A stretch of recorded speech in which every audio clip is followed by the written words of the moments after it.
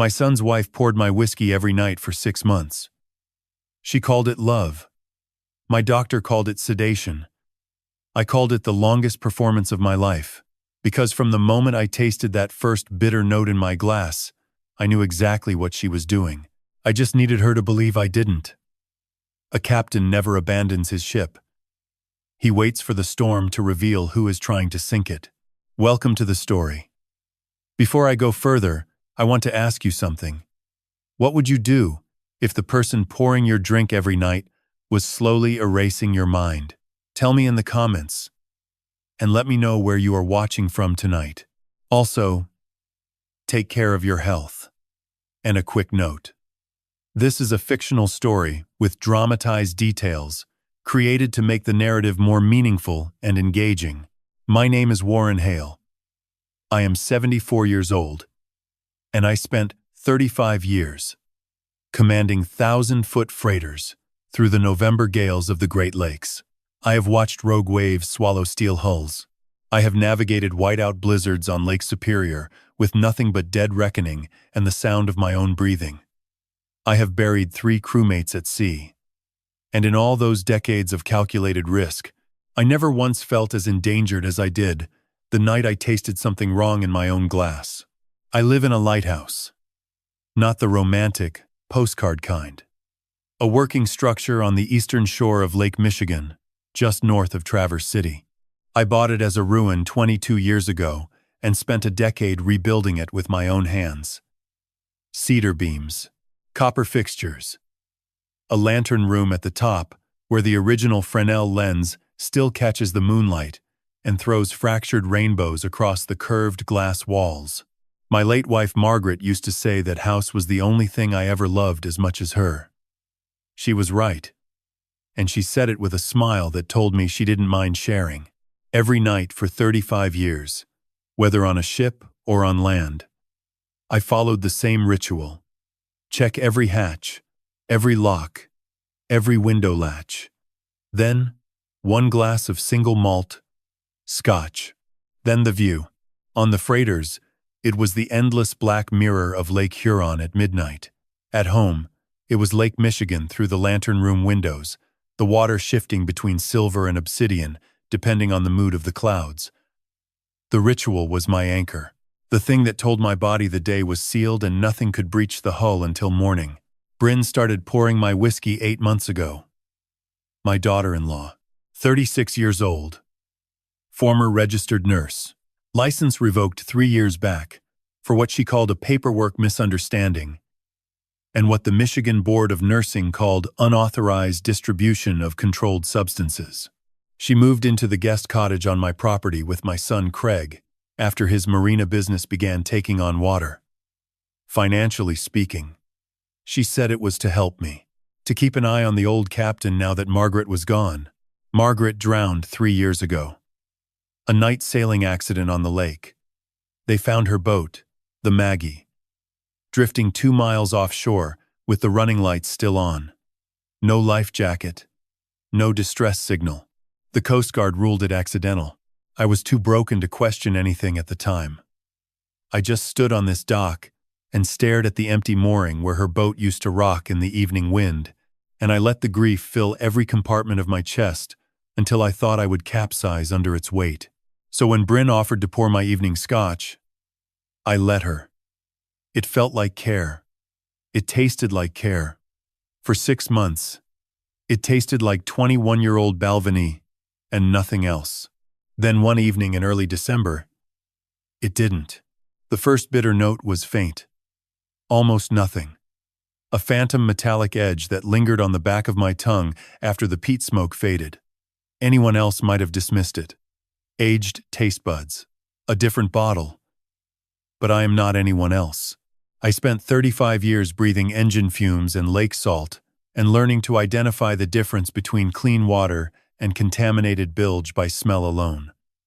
My senses are not a casual instrument. They are a calibrated system. I set the glass down on the oak side table, the amber liquid catching the lamplight.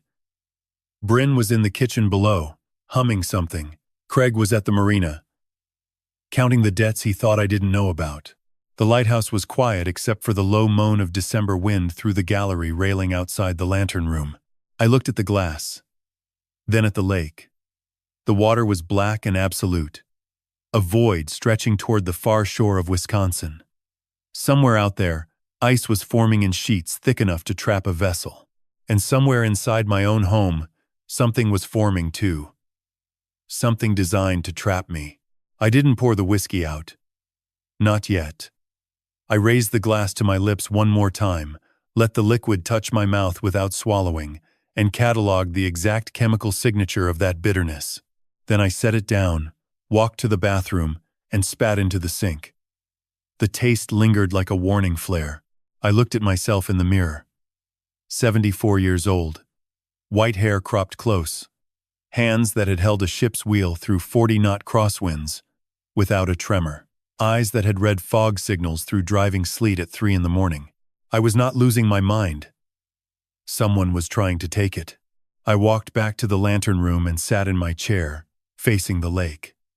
The glass of whiskey sat untouched beside me, glowing like a small amber warning light on a darkened bridge console. From this moment forward, I decided I would not drink a single drop that Bryn poured for me. But I would raise the glass every night. I would let my hand shake slightly as I brought it to my lips. I would perform the role of a man being slowly erased. Because a captain does not signal distress until he knows exactly where the enemy vessel is positioned and exactly how much firepower he is facing. Tonight, I knew only 2 things. The whiskey was wrong, and my daughter-in-law was counting on me not noticing. Starting tomorrow, I would give her exactly what she expected. The slow, quiet fade of an old man who had already lost too much to fight for what remained. Let her believe the compass was spinning. Let her believe the lights were going dark. I had navigated storms that killed younger men. This one would not take me. Not in my own lighthouse. Not while my name was still carved into the deed of this land. The morning after I made my decision, my son showed me the footage of my own body betraying me.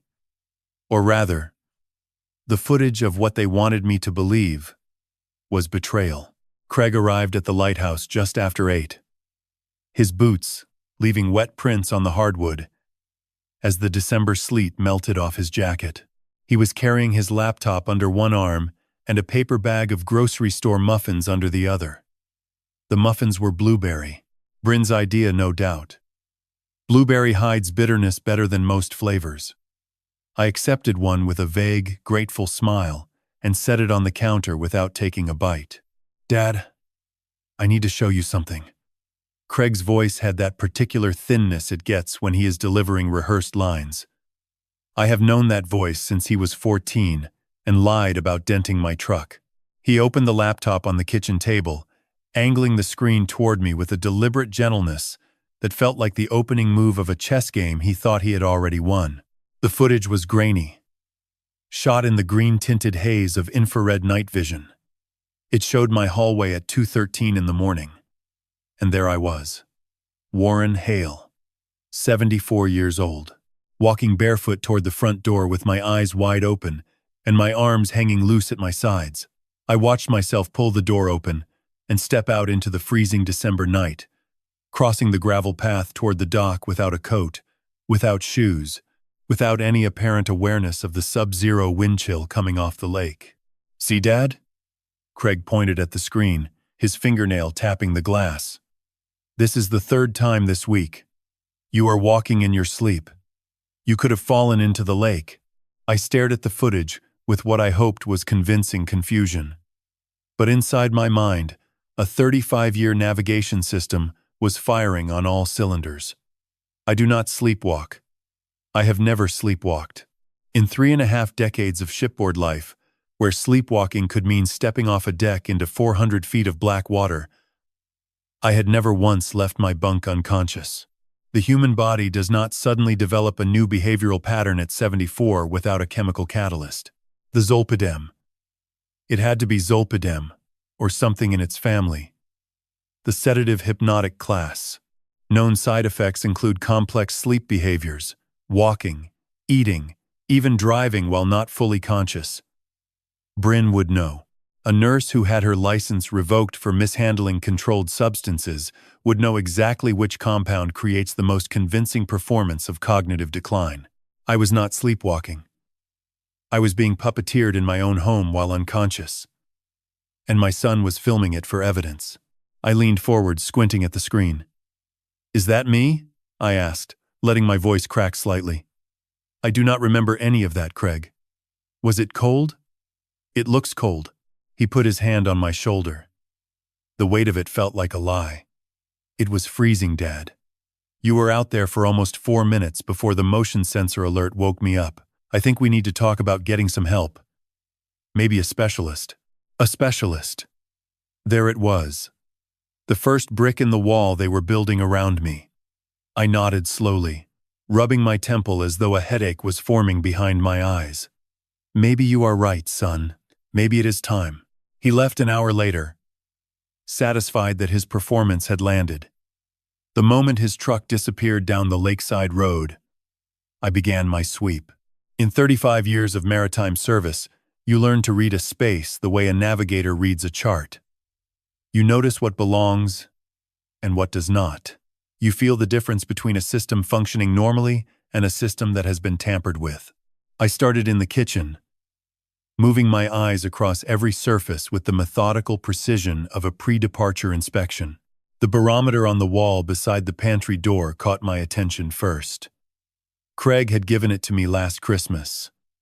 A brass and mahogany marine barometer, the kind you see mounted in a captain's quarters. Beautiful craftsmanship, except the mounting plate was 3 millimeters thicker than it needed to be.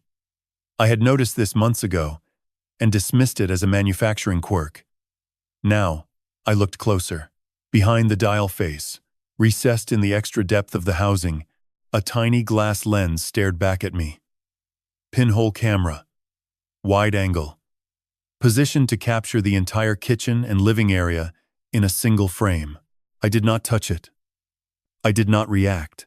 I simply continued my slow shuffle around the kitchen, opened the refrigerator, stared into it for 10 seconds, as if I had forgotten why I was there, then closed it and mumbled something about needing to buy milk. The second camera was in the smoke detector above the hallway. The third was embedded in a decorative ship's wheel Craig had mounted above the fireplace 2 months ago. "Dad, a little nautical charm for your living room," he had said with a grin that I now understood was not affection but reconnaissance. 3 cameras, 3 angles. Every room I used daily was covered, except the bathroom and the lantern room. They were not just drugging me. They were documenting the decay. They were manufacturing, building a visual archive of a man crumbling, frame by frame, night by night, so that when the time came to present their case to whatever authority would strip my autonomy, they would have hours of compelling footage showing Warren Hale lost and wandering in his own home. I stood in the kitchen, directly in frame of the barometer camera, and opened the junk drawer.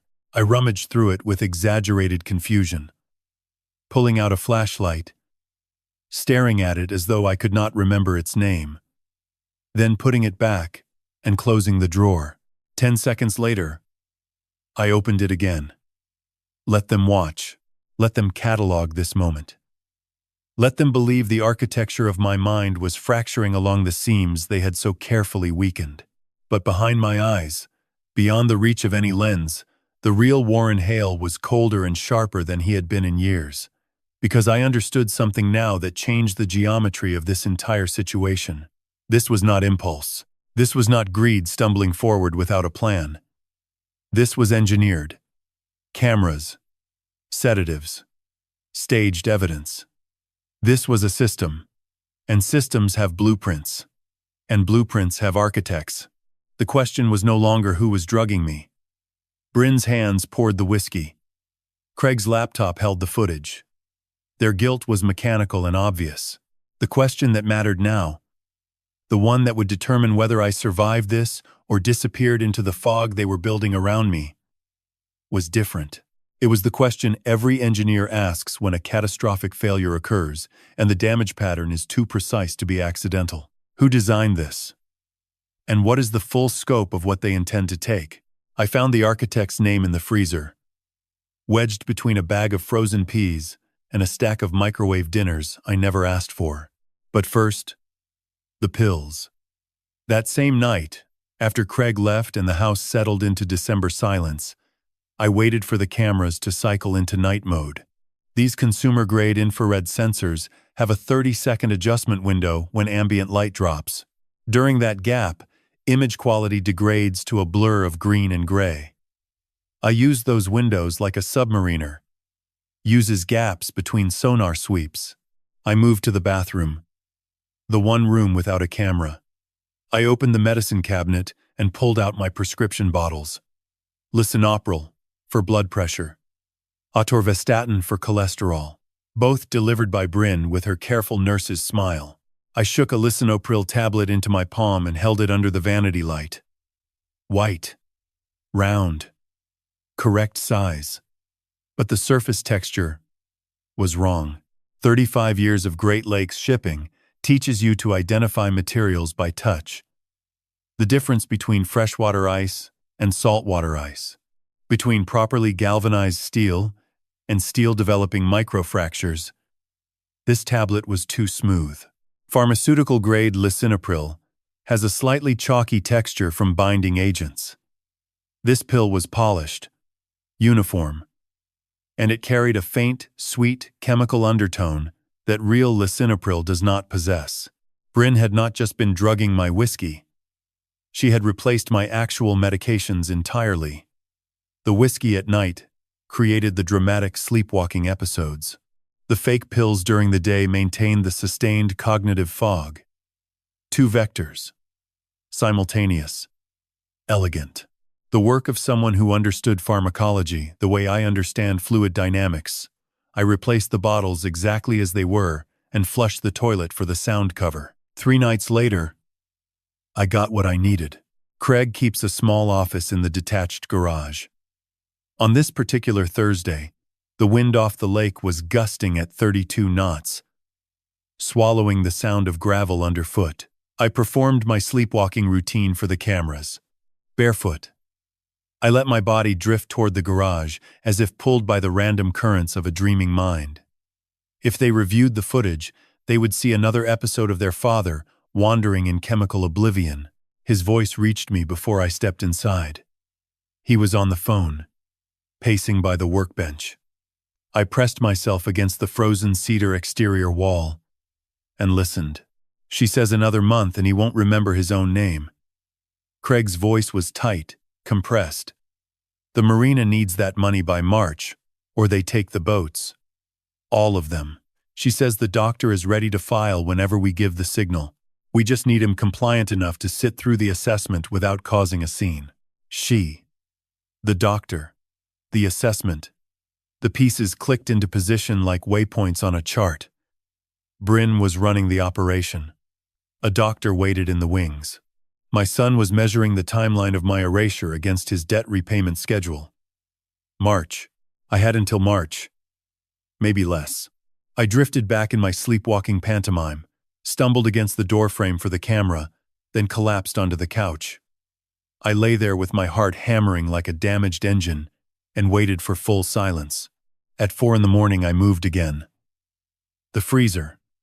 Bryn had been stacking frozen meals for weeks, claiming the space with domestic efficiency I now recognized as territorial marking. Behind the lasagnas, jammed between an ice pack and the frozen peas, I found a manila envelope sealed with moisture-resistant packing tape. I peeled it open in the dim glow of the oven clock. Inside were 3 documents. A printed email confirming a consultation appointment for January 15th.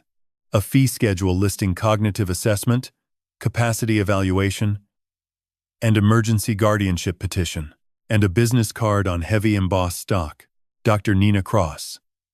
Licensed clinical social worker. Lakeshore Legacy Consulting. Specializing in elder transition planning. Elder transition planning. A phrase so sanitized it could mean anything from retirement advice to the systematic dismantling of a human being's legal personhood. I turned the card over. On the back, in Bryn's precise nurse's script, were 2 numbers. A phone number and a dollar figure. 650,000. I stood in the blue darkness of my kitchen, holding the business card of the woman hired to declare me incompetent, and felt the conspiracy expand around me like a pressure wave through deep water. This was not just desperation and greed. This was a professional operation, a paid consultant, a fee structure, a timeline. I returned the envelope to its frozen tomb, positioning everything exactly as it had been, and shuffled back to bed with one last confused mumble for the hallway camera. Sleep did not come. I lay in darkness and charted my course. I had a name, Nina Cross. A deadline, March. The enemy's order of battle, drugs, cameras, documentation, and a paid professional to deliver the final blow. What I did not have were allies. In 35 years on the Great Lakes, I never sailed through a storm alone. Every captain needs a fleet, and in the quiet dark of that December night, listening to the wind howl against the lighthouse walls, I knew exactly who to call. In maritime emergency communication, Channel 16 is the international distress frequency. Every vessel on every ocean monitors it around the clock. When a captain keys that channel, it means one thing. He is going down, and he needs someone to hear him before the water closes over his head. I had not transmitted a distress call in 35 years of service. The storm that hit Traverse City 4 days after I found that envelope changed that record. The blizzard rolled in from the northwest on a Tuesday morning, dragging a wall of white across Lake Michigan that reduced visibility to 0 within an hour. Winds hit 46 knots, power lines snapped along the lakeshore road, and most importantly, the internet went dead. The cable that fed my home's Wi-Fi connection ran along those same power poles, and when they fell, the signal died with them, which meant the 3 cameras hidden in my house were still recording locally, but they were no longer transmitting to whatever cloud server Craig and Bryn monitored in real time. I had a window. The storm was my cover. I descended to the basement. The stairs creaked under my weight. The sound, swallowed by the howl of wind against the lighthouse walls. Down here, past the water heater and the old tool racks, sat a piece of equipment that Craig considered as obsolete as a rotary phone. My marine shortwave radio. A Yaesu FT 991. A transceiver I had used for decades to communicate with other vessels during Great Lakes crossings. Craig had never touched it. He barely knew it existed. To his generation, if something did not connect to a smartphone, it did not exist at all. I powered it up. The familiar green glow of the frequency display warming the cold basement air. The static hissed like the breathing of a vast, invisible ocean. I tuned to a prearranged frequency that Ed Kowalski and I had used for years during our retirement chess games over the air. Ed Kowalski, 76 years old, retired captain, formerly of the MV Arthur Anderson, lives in Mackinac City, 160 miles northeast. We served together on the lakes for 15 years before his retirement. He is the kind of man who could spot a lie at 300 yards through a fog bank. The kind of man who answers at any hour because old captains never truly sleep. They just reduce watch. Warren? His voice crackled through the speaker, rough as barnacles on a hull. That you? It is me, Ed. I need you to listen carefully. I am in trouble, and I cannot use normal channels. I told him everything. The whiskey. The cameras, the pills, Nina Cross, the March deadline. He was silent for a long time. The only sound was the rhythmic pulse of static between us, like the heartbeat of the lake itself. Your boy called me, he finally said. His tone had shifted from concern to something harder, something colder. 2 weeks ago. Asked how you were doing mentally. Used words like confused and declining. I told him you were sharp as a depth finder. He did not like that answer. Warren. He sounded like a man reading from a script. Craig was poisoning the well before poisoning the water. Calling my friends. Planting seeds of doubt. Ensuring that when the time came, everyone who knew me would nod and say yes. We noticed it too. He was building consensus for my disappearance the way a prosecutor builds a case. One witness at a time. I thanked Ed and asked him to stand by. Then I reached deeper into the basement, behind the radio bench, and pulled a burner phone from inside a tackle box I kept for ice fishing. I had bought it with cash at a gas station in Elk Rapids 2 months ago, when the first waves of suspicion had begun lapping at my consciousness. At the time, I could not articulate why I needed a phone no one knew about. Instinct. The same instinct that tells a captain to alter course 20 minutes before the barometer confirms the storm. I powered it on and called my daughter, Elena Castillo Hale, 40 years old. My daughter from my first marriage. Environmental attorney in Austin, Texas. She has her mother's fire and my stubbornness. A combination that has made her one of the most effective advocates in her field. We talk every Sunday. Or we did until 3 months ago when Craig began answering my phone for me, telling Elena I was napping or in the bath or too tired to chat. Dad? Her voice was immediate, sharp. She had been waiting for this call, without knowing she was waiting. Where are you calling from? This is not your number. It is not. Listen to me, Elena. I told her what I had told Ed, plus the detail about my real medications being swapped. She went quiet, the way a courtroom goes quiet, before a verdict. Then she said something that turned my blood to slush. Dad. Craig called me 3 months ago. He asked to borrow $100,000. He said it was to help you pay property taxes that had gotten out of control.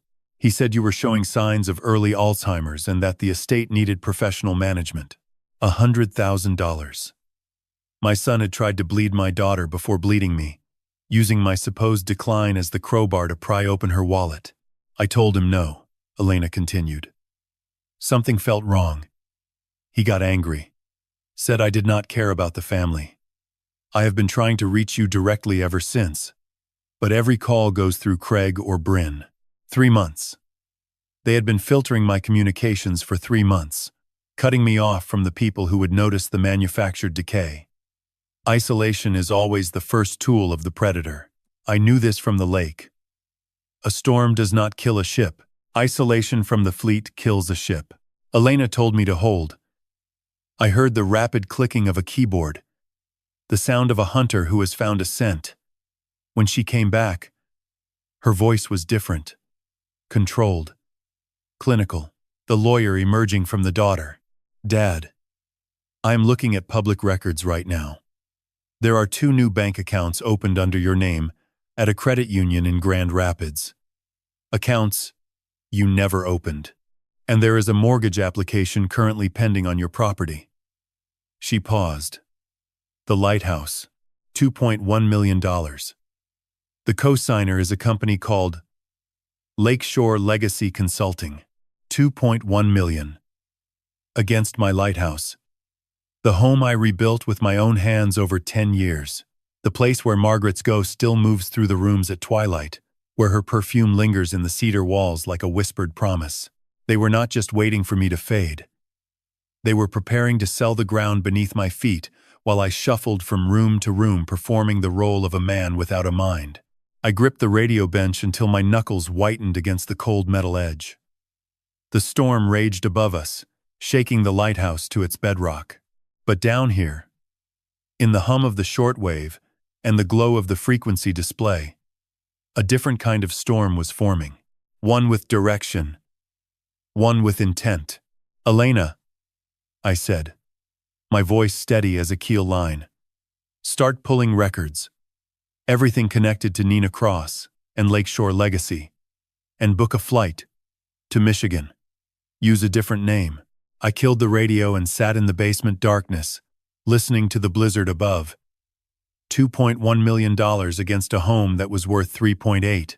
A debt I never authorized, secured by a signature I never gave. My son was not just stealing from me. He was leveraging my life against a future he intended to own before I finished living it. The wind screamed through the lighthouse walls. But I was no longer adrift. I had coordinates. I had bearing. And for the first time in 6 months, I had a fleet forming in the dark. Elena's research arrived through Ed's relay 2 days after the blizzard cleared. The method was cumbersome, but invisible. She emailed encrypted files to Ed's grandson in Mackinaw City, who printed them and delivered them to Ed, who then read the key findings to me over the shortwave during our scheduled evening frequency window. A chain of trust built link by link. The way convoys formed on the lakes during wartime. Slow, deliberate, unbreakable. Nina Cross was not a doctor.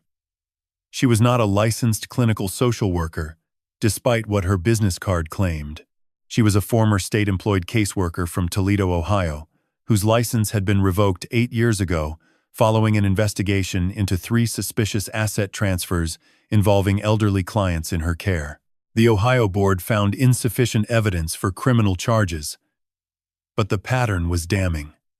All 3 victims were men over 70. All owned waterfront property. All experienced sudden cognitive decline shortly after Cross entered their lives. All signed over significant portions of their estates to family members who were, in every case, deeply in debt. After Ohio, Cross vanished from public records for 2 years before resurfacing in Michigan under the name of her consulting firm, Lakeshore Legacy. Since then, Elena had identified at least 2 more cases. A retired harbor pilot in Muskegon, dead of a stroke 9 months after signing a voluntary conservatorship. A former marina owner in Ludington, dead of cardiac arrest 14 months after his son assumed power of attorney. Both deaths were ruled natural. Both estates were liquidated within weeks of the funerals. Ed's voice was steady as he read me the details, but I could hear the controlled fury beneath his words. The same frequency of anger that I remembered from the night in 1987 when a cargo ship ran down a fishing trawler off Whitefish Point and we pulled 3 bodies from the November water. "Warren," Ed said after a long pause, "this woman is not a fraud. She is a predator, and she has a body count." I sat in the basement darkness with the radio crackling softly beside me and let the information settle into my bones like ballast. 2 dead men. Both my age, both lakeside, both surrounded by family members who had been turned into instruments of theft. The pattern was a nautical chart, and I was standing directly on the next marked hazard. But it was what Ed said next that changed the architecture of my grief entirely. I cross-referenced the timeline, Warren. He spoke carefully now. The way a man speaks when he knows his words will alter the landscape permanently. This Cross woman started operating in Michigan 3.5 years ago. Her first documented Michigan contact was in Traverse City. Before the Muskegon case. Before Ludington. 3.5 years ago. I did not respond. I did not need to. 3.5 years ago. 6 months before Margaret drowned. The connection detonated in my chest like a depth charge.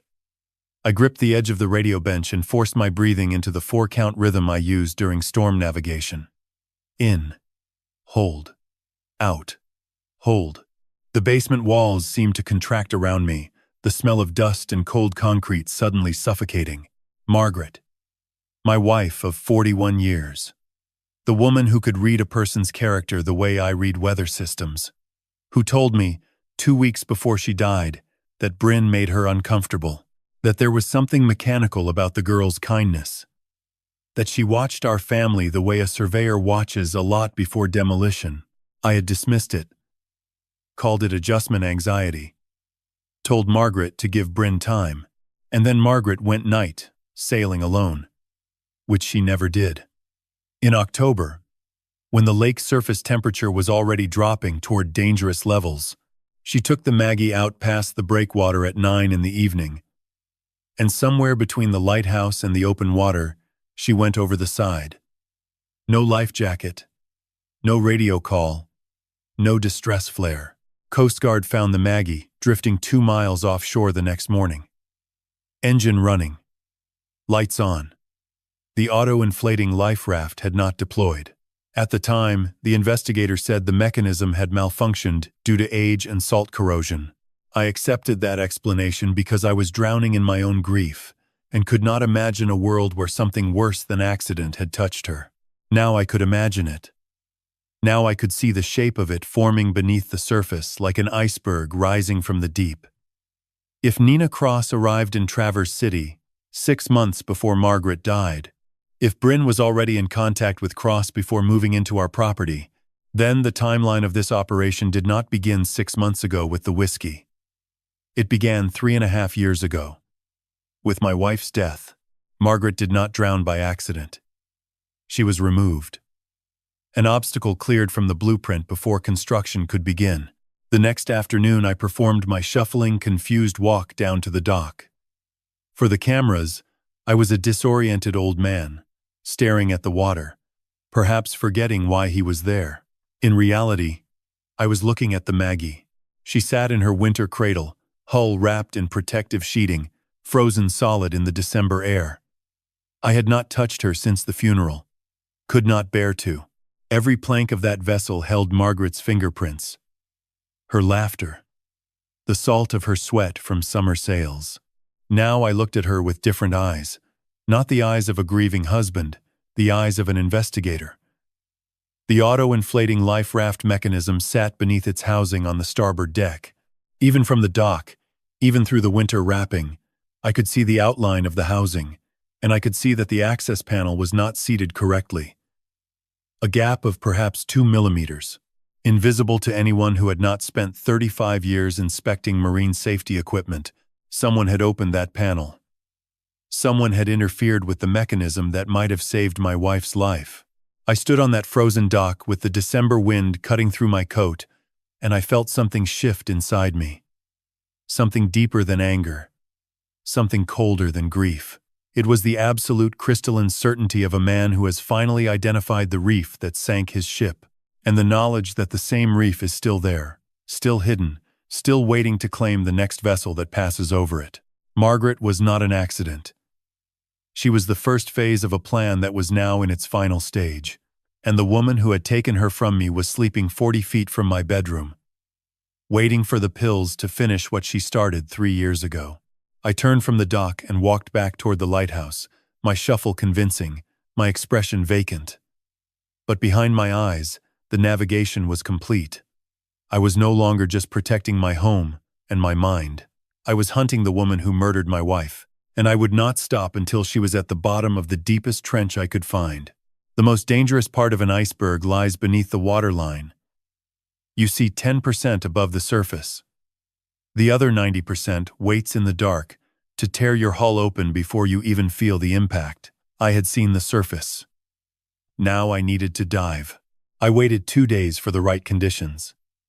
A Saturday morning when Craig was at the marina arguing with his insurance adjuster, and Bryn had driven into town for what she called her weekly yoga class. I had approximately 90 minutes of unwatched time. The cameras would still record locally, but I had mapped their angles precisely. The dock fell within the barometer camera's peripheral range, but the Maggie's winter cradle sat just beyond its reach, blocked by the angle of the boathouse wall. I moved with purpose. No shuffle. No performance. Just the focused efficiency of a captain conducting an emergency inspection. I pulled the protective sheeting back from the Maggie's starboard deck and climbed aboard. My boots steady on the frozen teak planking. The cold bit through my gloves as I knelt beside the life raft housing. The access panel confirmed what I had observed from the dock. 2 millimeters of displacement. I pulled my multi-tool from my jacket and unscrewed the 4 mounting bolts. The panel came away in my hands, revealing the CO2 inflation cartridge and the hydrostatic release mechanism beneath. In a properly maintained system, the hydrostatic release will trigger automatically when submerged in water, inflating the life raft and freeing it from its housing. It is the last line of defense between a person in the water and death. The release mechanism had been disconnected. Not broken. Not corroded. Disconnected. The activation pin had been pulled from its socket and reinserted backward, rendering the entire system inert while appearing visually intact to a casual inspection. This was not mechanical failure. This was sabotage, performed by someone who understood exactly what they were disabling and exactly how to make it look accidental. I replaced the panel and climbed down. My hands were shaking, but not from the cold. Margaret went into the water on an October night with a surface temperature of 48 degrees. At that temperature, cold shock response occurs within the first 60 seconds. Without a life raft, without a flotation device, even an experienced swimmer has less than 15 minutes before hypothermia makes coordinated movement impossible. My wife was a strong swimmer. She could have survived long enough for the raft to deploy. If it had deployed, if someone had not insured, it would not. I walked back toward the house, fighting the urge to run. 90 minutes. I had used 20 on the boat. I had 70 left, and there was something else I needed to find. Inside, I passed through the kitchen, performing a brief, confused shuffle for the cameras. Then I climbed the spiral staircase to the lantern room. Craig avoided this level entirely. His fear of heights made the narrow stairs and the exposed gallery walkway unbearable for him. Bryn had been up once, pronounced it drafty and impractical, and never returned. The lantern room was mine, the one space they had not colonized. The original Fresnel lens sat in its brass housing at the center of the room, no longer operational but still magnificent. Around it, I kept the maintenance equipment for the lighthouse structure. Tool kits, spar glass panels, oil cans for the antique rotating mechanism. And behind the lens housing, tucked inside a weatherproof inspection hatch that only a lighthouse keeper would know to check, I found what Margaret had left for me, a logbook. Wrapped in oilskin, the way we wrapped charts on deck during heavy weather. Small, leather-bound. Her handwriting on the cover in waterproof marker. For Warren. When he is ready. My hands trembled as I unwrapped it. The oilskin smelled of linseed and salt. A scent so deeply connected to our life together on the water that it nearly broke me before I could read a word. I opened to the first page. The entries began 14 months before her death. Short, precise, observational. Margaret had been watching Bryn, the way a seasoned lookout watches a contact on the horizon. Not with alarm at first. With attention. March. Bryn asked about the property deed today. Third time this month. Always casual. Always while cooking. She thinks, I do not notice patterns. June. Craig borrowed $80,000 from Warren's retirement fund. Bryn convinced him not to mention it. I found the bank statement in his jacket. Warren does not know. August. Caught Bryn photographing documents in Warren's study. She said she was looking for the Wi-Fi password. The router password is on the refrigerator. The entries escalated through the summer and fall. Margaret's observations grew sharper, more urgent. She documented conversations, dates, financial irregularities she had noticed in the household accounts. She was building a case, alone, without telling me. Because she knew I would have defended Craig. I would have made excuses. I would have been the blind spot that every navigator fears. September. I do not trust her. There is something rehearsed about her kindness. She studies us the way a contractor studies a building before demolition. If something happens to me, Warren needs to check the life raft release mechanism on the Maggie. It is the only thing that keeps me safe on the water at night. I stopped breathing. She knew. 6 weeks before she died, Margaret knew she was in danger, and she identified the exact mechanism that would be used against her.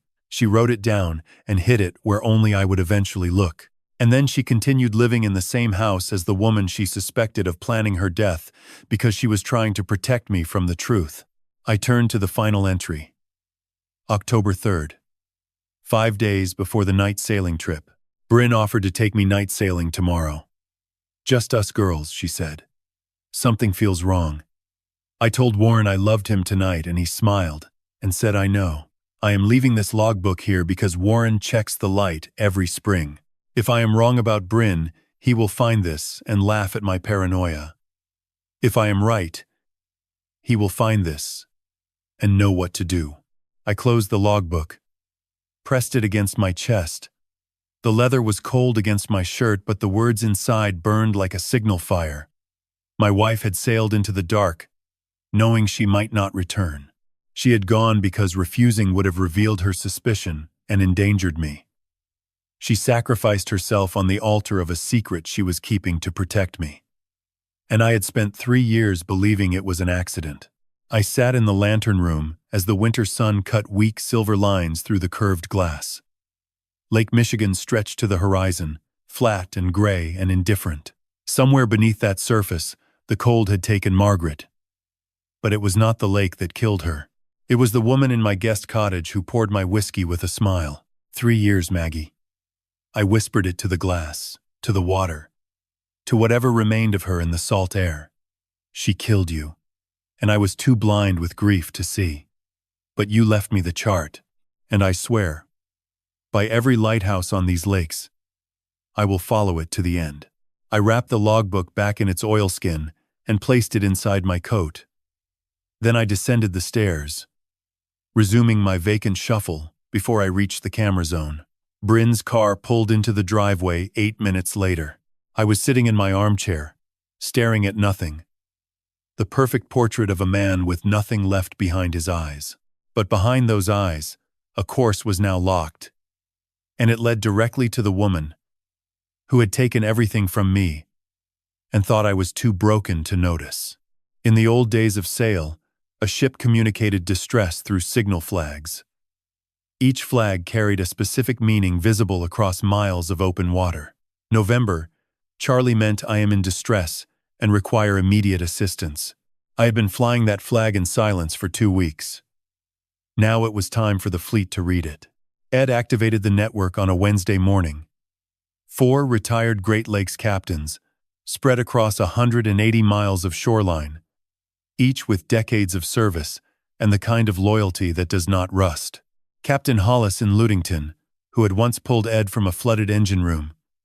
Captain Janssen in Charlevoix, who still ran a marine radio repair shop. Captain Okoro in Manistee, a retired Coast Guard officer with federal contacts. And Ed himself in Mackinac City, the anchor of the formation. Within 48 hours, Hollis reported back through the relay. Nina Cross had visited a family in Muskegon 3 weeks prior. The target was an 80-year-old retired harbor pilot named Gerald Fisk. His son had recently filed for bankruptcy. Cross was already conducting home visits under the guise of senior wellness assessments. The pattern was repeating in real time. Another ship was heading for the same reef. Okoro, through his Coast Guard connections, pulled Cross's professional history. The Ohio revocation was just the surface. Cross had operated under 2 other business names before Lakeshore Legacy.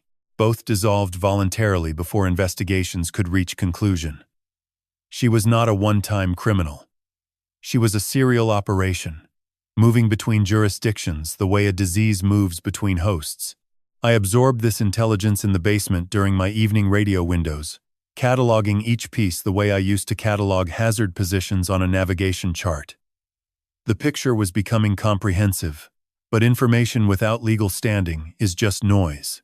I needed an authority to hear it. And for that, I needed to leave the lighthouse without Craig knowing why. The opportunity came on Thursday. My regularly scheduled cardiology appointment at the Munson Medical Center in Traverse City. Craig insisted on driving me, playing the dutiful son while likely reporting my condition to Bryn in real time. But the medical building was large. Multiple wings, multiple exits, and in the suite directly adjacent to Dr. Henley's office, on the same floor, using the same elevator, was the law office of Patricia Voss. I shuffled into Dr. Henley's waiting room with Craig at my elbow, then excused myself to the restroom. The corridor connected the 2 suites through a shared service hallway. I walked 30 feet in the wrong direction and knocked on a door that changed the trajectory of my war. Patricia Voss, 58 years old, elder law specialist. A woman whose professional bio included the phrase has successfully overturned more fraudulent conservatorships than any attorney in northern Michigan. She looked at me over reading glasses with eyes that had seen this exact story before. I had 12 minutes before Craig would start checking the hallway. I told Voss everything in compressed, precise language. The pharmacological assault, the cameras, the mortgage fraud, Nina Cross. The logbook. Margaret. She listened without interrupting, her pen moving in sharp, decisive strokes across a legal pad. When I finished, she said two things. First, a conservatorship petition has already been filed with the Grand Traverse County Probate Court. It was submitted 9 days ago under the signature of Nina Cross, claiming credentials as a licensed clinical social worker. I checked. That license number belongs to a woman in Dayton, Ohio, who died in 2019. Cross is using a dead woman's credentials. The audacity of it stole my breath for a moment. She was not even bothering with sophisticated forgery. She was wearing a dead woman's professional identity like a stolen coat, banking on the assumption that no one in a small Michigan court would verify the credential source. Second, Voss said, leaning forward, we have approximately 21 days before the court assigns a guardian ad litem to evaluate you. That evaluation is where Cross intends to appear as the expert witness.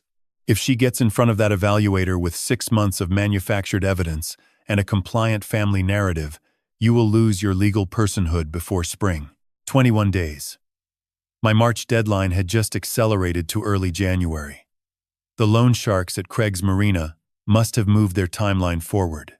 The pressure was cascading downhill, and I was at the bottom. I thanked Voss, memorized her secure contact protocols, and slipped back into Dr. Henley's waiting room with 40 seconds to spare. Craig looked up from his phone. Everything okay, Dad? You were in there a while. I blinked at him with manufactured confusion. Was I? I thought I was looking for the drinking fountain. He smiled.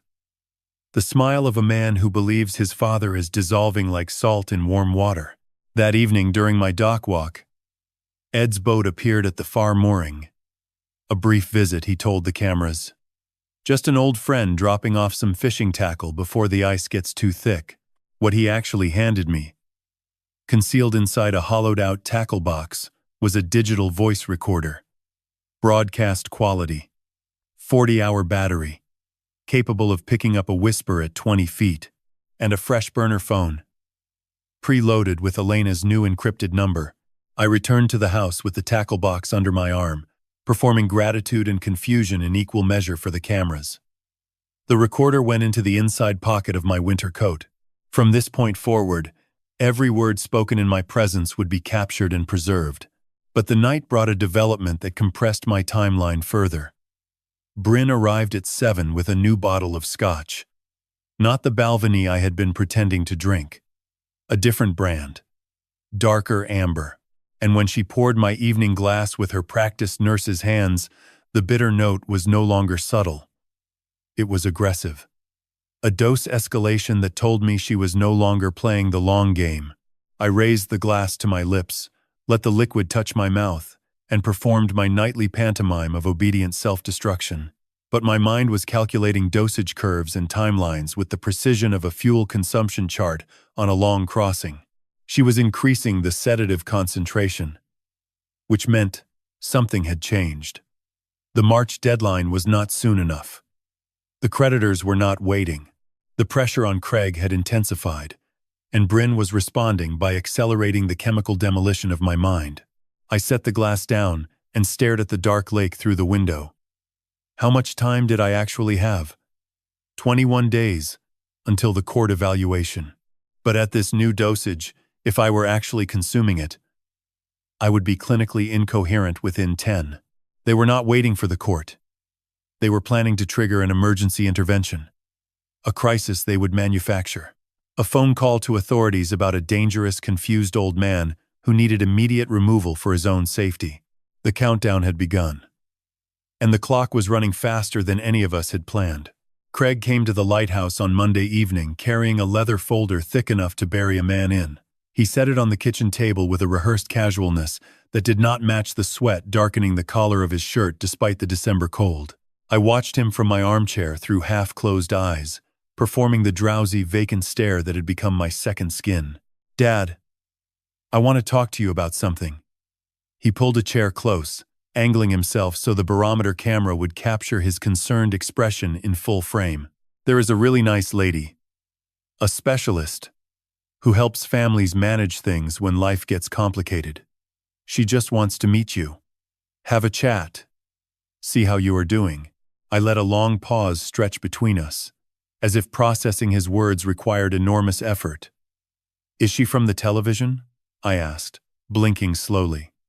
The lady on the television talks about pills. Craig's jaw tightened for a fraction of a second before the mask of patience resettled. No, Dad. She is a professional. A doctor. She will come here Saturday morning, so you do not even have to leave the house.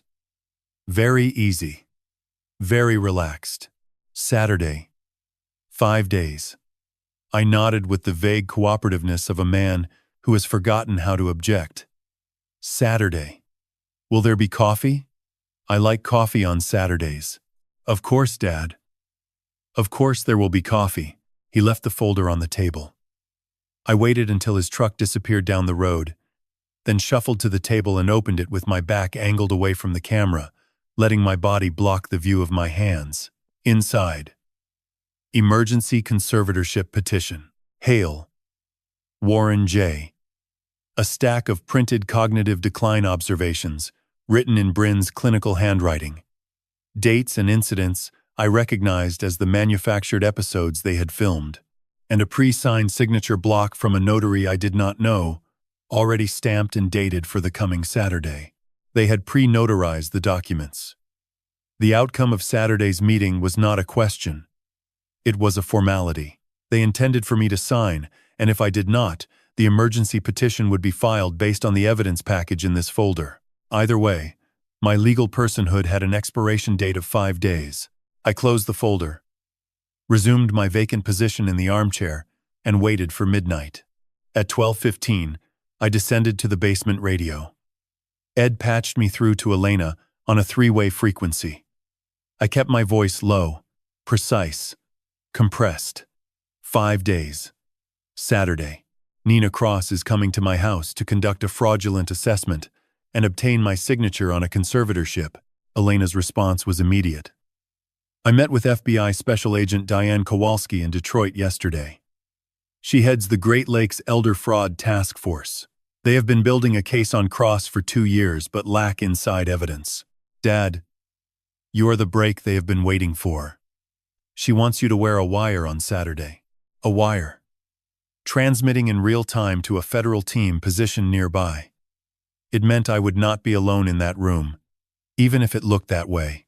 But it also meant I had to maintain my performance at absolute peak for the duration of the assessment, while simultaneously ensuring Cross incriminated herself on a live federal recording. I agreed without hesitation. I have been acting for 6 months, Elena. One more performance will not kill me. But not acting might. She did not argue. She told me she was flying to Traverse City on Wednesday under an assumed name. She would coordinate with Kowalski and Voss from a hotel in town. All I had to do was survive until Saturday and keep the cameras believing. The next 3 days were the longest performance of my life. Tuesday morning, Brin arrived with a fresh carton of oatmeal. She prepared my breakfast with her back to me, her movements precise and unhurried. When she set the bowl before me, I caught the faintest metallic shimmer in the milk pooling around the oats. She was no longer confining the sedative to the whiskey. She was dosing my food as well. Double vector had become triple vector. Whiskey. Pills. Food. She was saturating every possible intake point, ensuring that even if I skipped one, the others would maintain the fog. I performed my morning eating ritual. Spoon to mouth. Chew. Swallow. Except the swallowing was theater. Each mouthful was held against my inner cheek and then deposited into the cloth napkin in my lap when I wiped my face.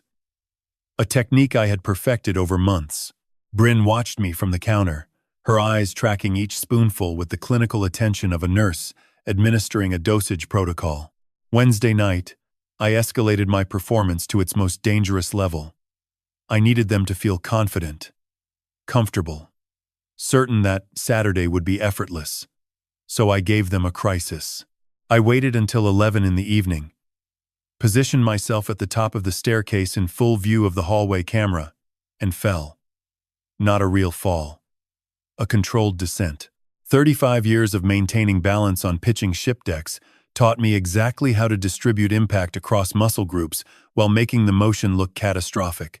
I hit the hallway floor with a heavy thud, cried out Margaret's name in a broken, confused wail, and lay there trembling until Craig rushed from the guest cottage. "Dad, Dad, are you okay?" He knelt beside me, his hands on my shoulders. His face was a mask of performed concern, but his eyes were calculating, assessing, cataloging this moment for the evidence file. "Margaret?" I whispered, looking through him as though he were transparent. "Where is Margaret?" "She was just here. She was standing right there."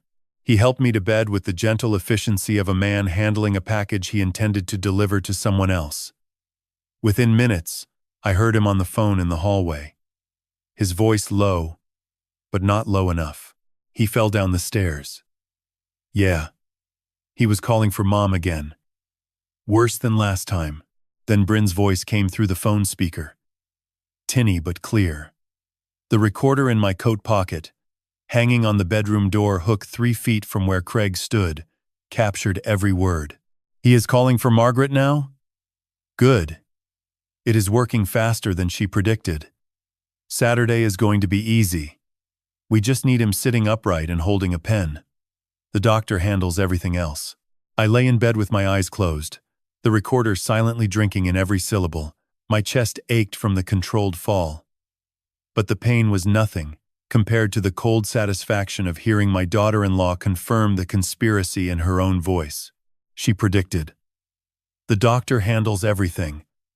Saturday is going to be easy." I had them. Not just suspicion. Not just circumstantial architecture. I had Bryn's voice on a federal quality recording describing the timeline of my chemical destruction with the clinical detachment of a woman discussing a demolition schedule. Friday night arrived like the final watch before a dawn engagement. The lighthouse was silent. The lake was black. A new storm was building on the northwestern horizon, purple and electric against the stars. Bryn came at 7 with a fresh bottle. This time she did not even pretend subtlety. She poured a generous measure, set it before me with a smile that was all teeth and no warmth, and said, "Drink up tonight, Soren. Big day. Tomorrow. You want to be well rested." She called me Soren. My name is Warren. She was already so confident in my dissolution that she could not be bothered to maintain basic accuracy. I raised the glass, touched the rim to my lips, and gave her the vacant, grateful nod of a man being led to his own execution without knowing it. After she left, I poured the whiskey down the bathroom sink and watched it spiral into the drain. Then I sat in the darkness of the lantern room, Margaret's logbook pressed against my chest, and waited for dawn. All hatches secured. All crew in position. Tomorrow we make port, or we go down swinging. But we do not go down silent, running dark. In maritime operations, it means killing every light on the vessel. Navigation beacons, deck floods, cabin glow. You become a void moving through the night, invisible to every eye scanning the horizon. It is a tactic reserved for moments when detection means destruction. On Friday morning, 24 hours before the meeting that was designed to end my legal existence, I ran dark. The basement radio crackled to life at 0500. Ed's voice came through at its lowest register, a frequency reserved for operational communication. "All assets in position, Warren. Hollis confirms Kowalski's team will stage at the State Park Lodge, 3 miles from your position. Janssen has the relay equipment standing by in Charlevoix if we lose primary communication. Okoro is monitoring federal bands for any emergency dispatch activity in your area." "Copy all," I replied. My voice was steady. The tremor I had been performing for 6 months was gone now, stripped away like barnacles before a hull inspection. I had one final piece of architecture to put in place before I could face tomorrow. "Ed, I need you to do something that goes beyond friendship." "Namit. My granddaughter Nora is at Bryn's sister's house in Petoskey. She is 8 years old. If things go wrong tomorrow, Bryn will use her as leverage. I need you in Petoskey before dawn Saturday. Eyes on that house. Do not approach. Do not engage. Just be there. If I transmit the word anchor on this frequency, you call Petoskey PD. Immediately. The radio was silent for 4 seconds. The longest 4 seconds of our 40-year friendship. I will leave within the hour, he said. You have my heading, Captain. I closed my eyes. Ed Kowalski, 76 years old. Arthritic knees. A heart condition he thought I did not know about. And he was about to drive 160 miles through December roads to stand watch over a child he had never met because I asked him to. There are debts that cannot be measured in currency, only in the weight of the trust behind them. Next, I executed the dead man's switch. The concept is borrowed from locomotive engineering, a mechanism that activates automatically if the operator becomes incapacitated. If no one releases the pressure, the system triggers. I had compiled everything. Photographs of Margaret's logbook pages, audio recordings of Bryn's phone call, screenshots Elena had taken of the fraudulent mortgage application and the fake bank accounts. The pill analysis notes I had dictated into the recorder. Patricia Voss's legal summary of the conservatorship petition. All of it compressed into a single encrypted digital package. Through Ed's relay, I transmitted the file to 3 destinations. Elena's secure server, Patricia Voss's office email, programmed for delayed delivery, and Agent Kowalski's FBI evidence intake address. The trigger condition was simple. If I did not transmit a coded all clear on this frequency by 8 in the evening on Sunday, every recipient would automatically forward the package to their respective chains of command. If Bryn somehow incapacitated me, if the meeting went wrong, if I disappeared into the system they had built to swallow me, the evidence would still surface. The dead man's hand would still pull the trigger, even if the dead man could no longer speak. Elena arrived in Traverse City at 4 that afternoon. I knew this not through direct contact, but through the relay. Ed confirmed her landing before beginning his drive north. She checked into a hotel under her mother's maiden name and met Agent Kowalski within the hour. The wire arrived at my lighthouse through a method so mundane it was elegant. At 6 in the evening, a delivery driver dropped off a package from an online retailer. Inside the shipping box, beneath a layer of bubble wrap and a decoy book about Great Lakes history, was a small black device, no larger than a shirt button. Adhesive-backed. Digital transmission range of 1 mile. Battery life of 14 hours. Enough to capture every word spoken in my kitchen from dawn to dusk. I held it in my palm, feeling its negligible weight. This small piece of technology was the difference between my word against theirs and irrefutable federal evidence. I placed it inside the breast pocket of the flannel shirt I would wear tomorrow, testing the position against the fabric. Invisible. Silent. Recording. At 7, Bryn arrived with the final bottle. She walked in without knocking, the way she always did now. The way an occupant enters a space they have already claimed. She set the scotch on the counter and poured with the efficiency of a bartender who has memorized the order. Heavy pour. 3 fingers. More than she had ever measured before. Drink up tonight, Warren, she said. Big day tomorrow. You want to be well rested for the nice doctor. I accepted the glass with both hands, letting them tremble convincingly around the crystal. She watched me raise it to my lips. Watched the amber liquid touch my mouth. Watched me swallow, or what she believed was swallowing. 6 months of practice had made this sleight of hand as natural as breathing.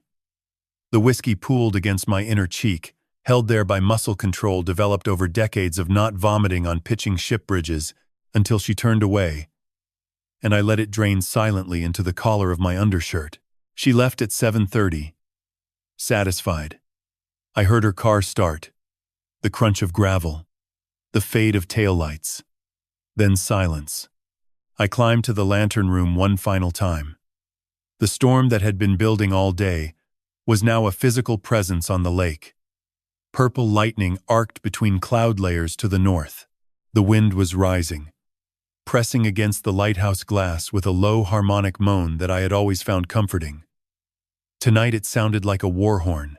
I sat in my chair with Margaret's logbook in my lap, and my coat hanging on the door hook, the recorder in its pocket, still containing Bryn's confession from Wednesday night. Tomorrow that recording would be joined by whatever Nina Cross said in my kitchen. Together, they would form the black box of this disaster. The indestructible record of how my family tried to sink me and how I did not sleep. I did not need to.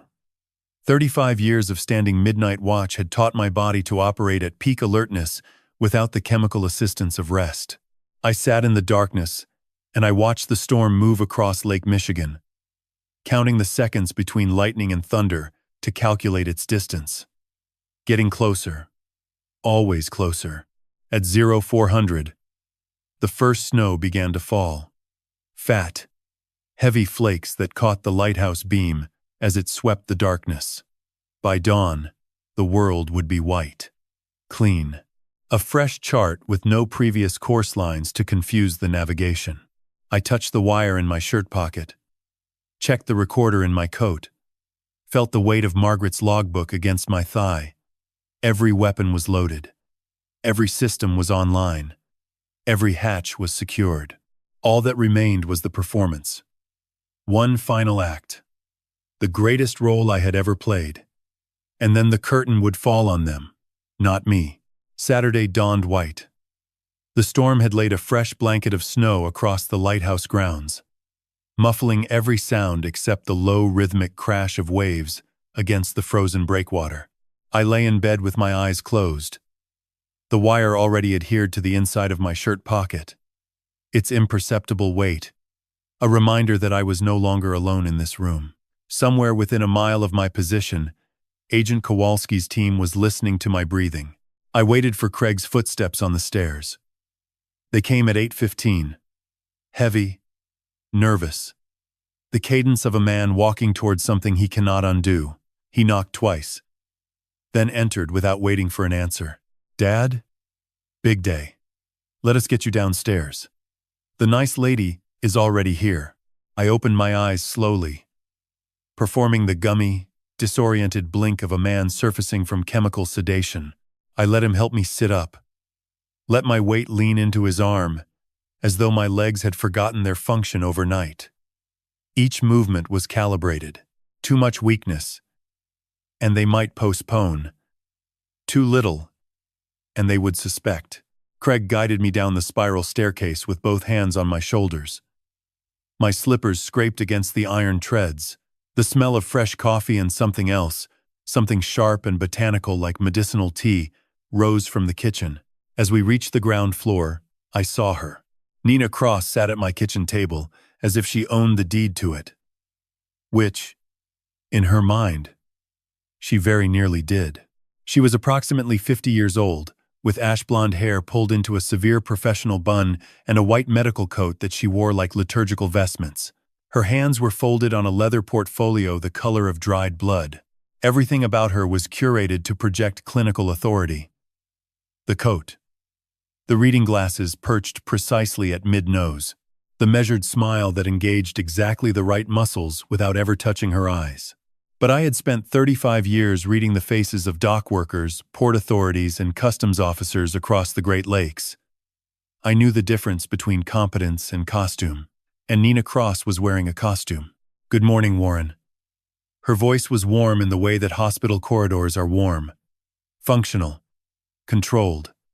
Designed to keep the patient compliant. "I am Dr. Cross.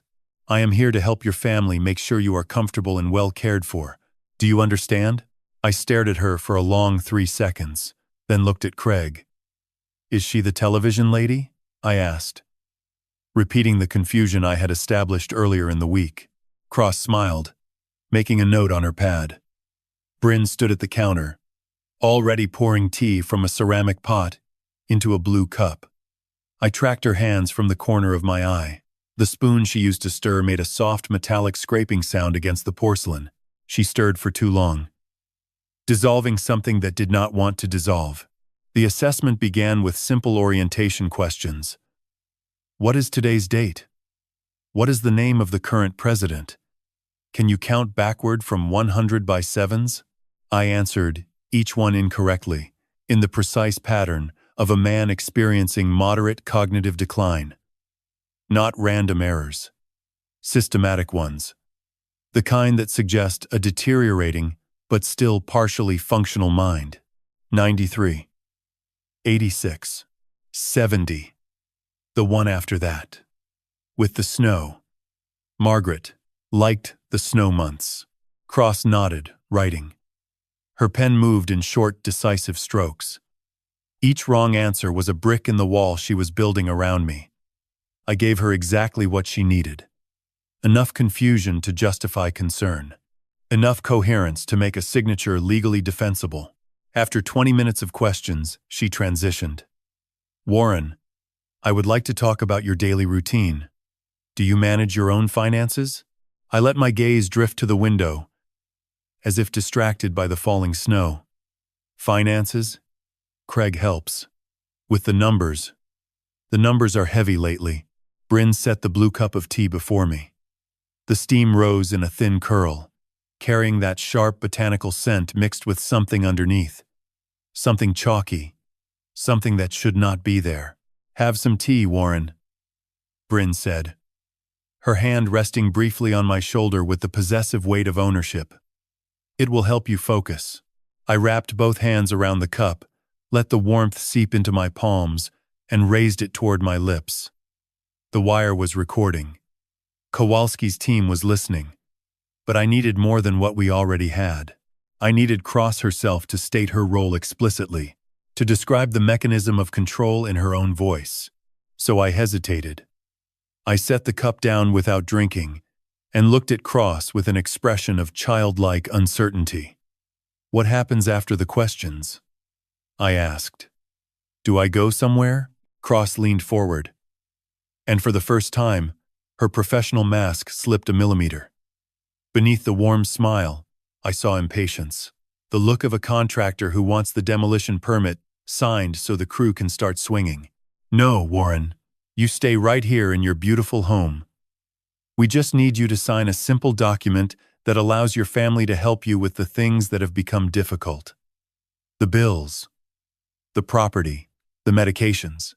She slid the leather portfolio open and withdrew a single document. The header read, Durable Power of Attorney and Voluntary Conservatorship Agreement. She placed a gold pen beside it. The pen caught the overhead light with a cold, clinical gleam. Craig shifted in his chair. Bryn moved closer, her presence behind me like a hand pressing against the small of my back. I reached for the pen. My fingers closed around it with the deliberate slowness of a man whose motor control is compromised. I brought the tip to hover above the signature line at the bottom of the page. The kitchen was absolutely silent, except for the tick of the clock and the distant crash of lake waves against frozen stone. Cross watched my hand with the fixed attention of a predator watching prey enter a trap. Craig's breathing had become shallow and rapid. Bryn's fingers were white on the back of my chair. The pen hovered. 1 inch above the line that would end Warren Hale as a legal person. 1 inch between the man I was and the empty vessel they wanted me to become. I needed one more sentence from her. One explicit statement of her fraudulent authority on a live federal wire.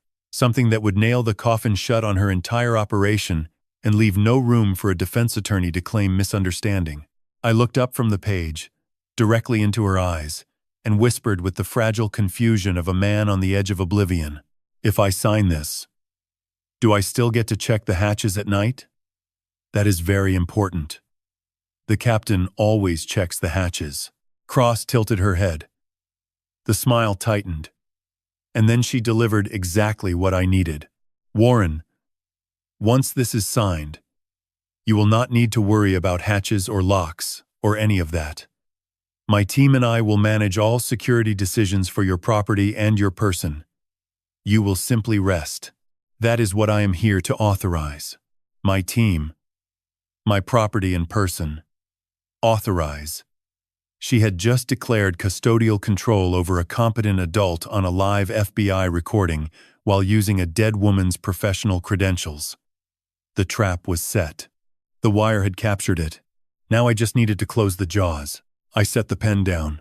"I need to use the restroom," I said, my voice thin and unsteady. The syllables came out slightly slurred, the performance of a man whose bladder is as unreliable as his memory. Cross nodded with practiced patience. "Of course, Warren. Take your time. We will be right here."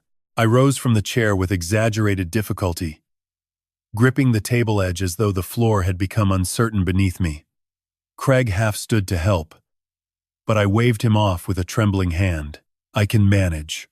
I shuffled toward the bathroom, each step a masterwork of manufactured frailty. Inside, I closed the door and pressed my back against it. The mirror showed a man who looked 10 years older than he was. Deliberately, strategically, but the eyes in that reflection were not the eyes of a victim. They were the eyes of a captain about to issue the order that changes everything. I checked the wire. Still adhered. Still transmitting. The tiny device was warm against my chest from body heat. A small mechanical heartbeat, echoing beside my own. Kowalski's team had everything Cross said. They had the fraudulent assessment, the declaration of custodial authority, the dead woman's credentials being used in real time. It was enough for an arrest. But I wanted more. I wanted Bryn. I pressed my ear against the bathroom door. The old wood was thin enough to transmit whispered conversations in the hallway. And what I heard next was the final nail. "He did not drink the tea," Bryn hissed. Her voice was barely audible, but the recorder in my coat pocket hanging on the hallway hook, 3 feet away, would capture it with crystal clarity. "Put the drops directly on the pen. When he holds it, the transdermal absorption will make him compliant within 2 minutes. Double the concentration. He cannot leave this table without signing." Transdermal sedation. Applied to a pen that I was being asked to hold.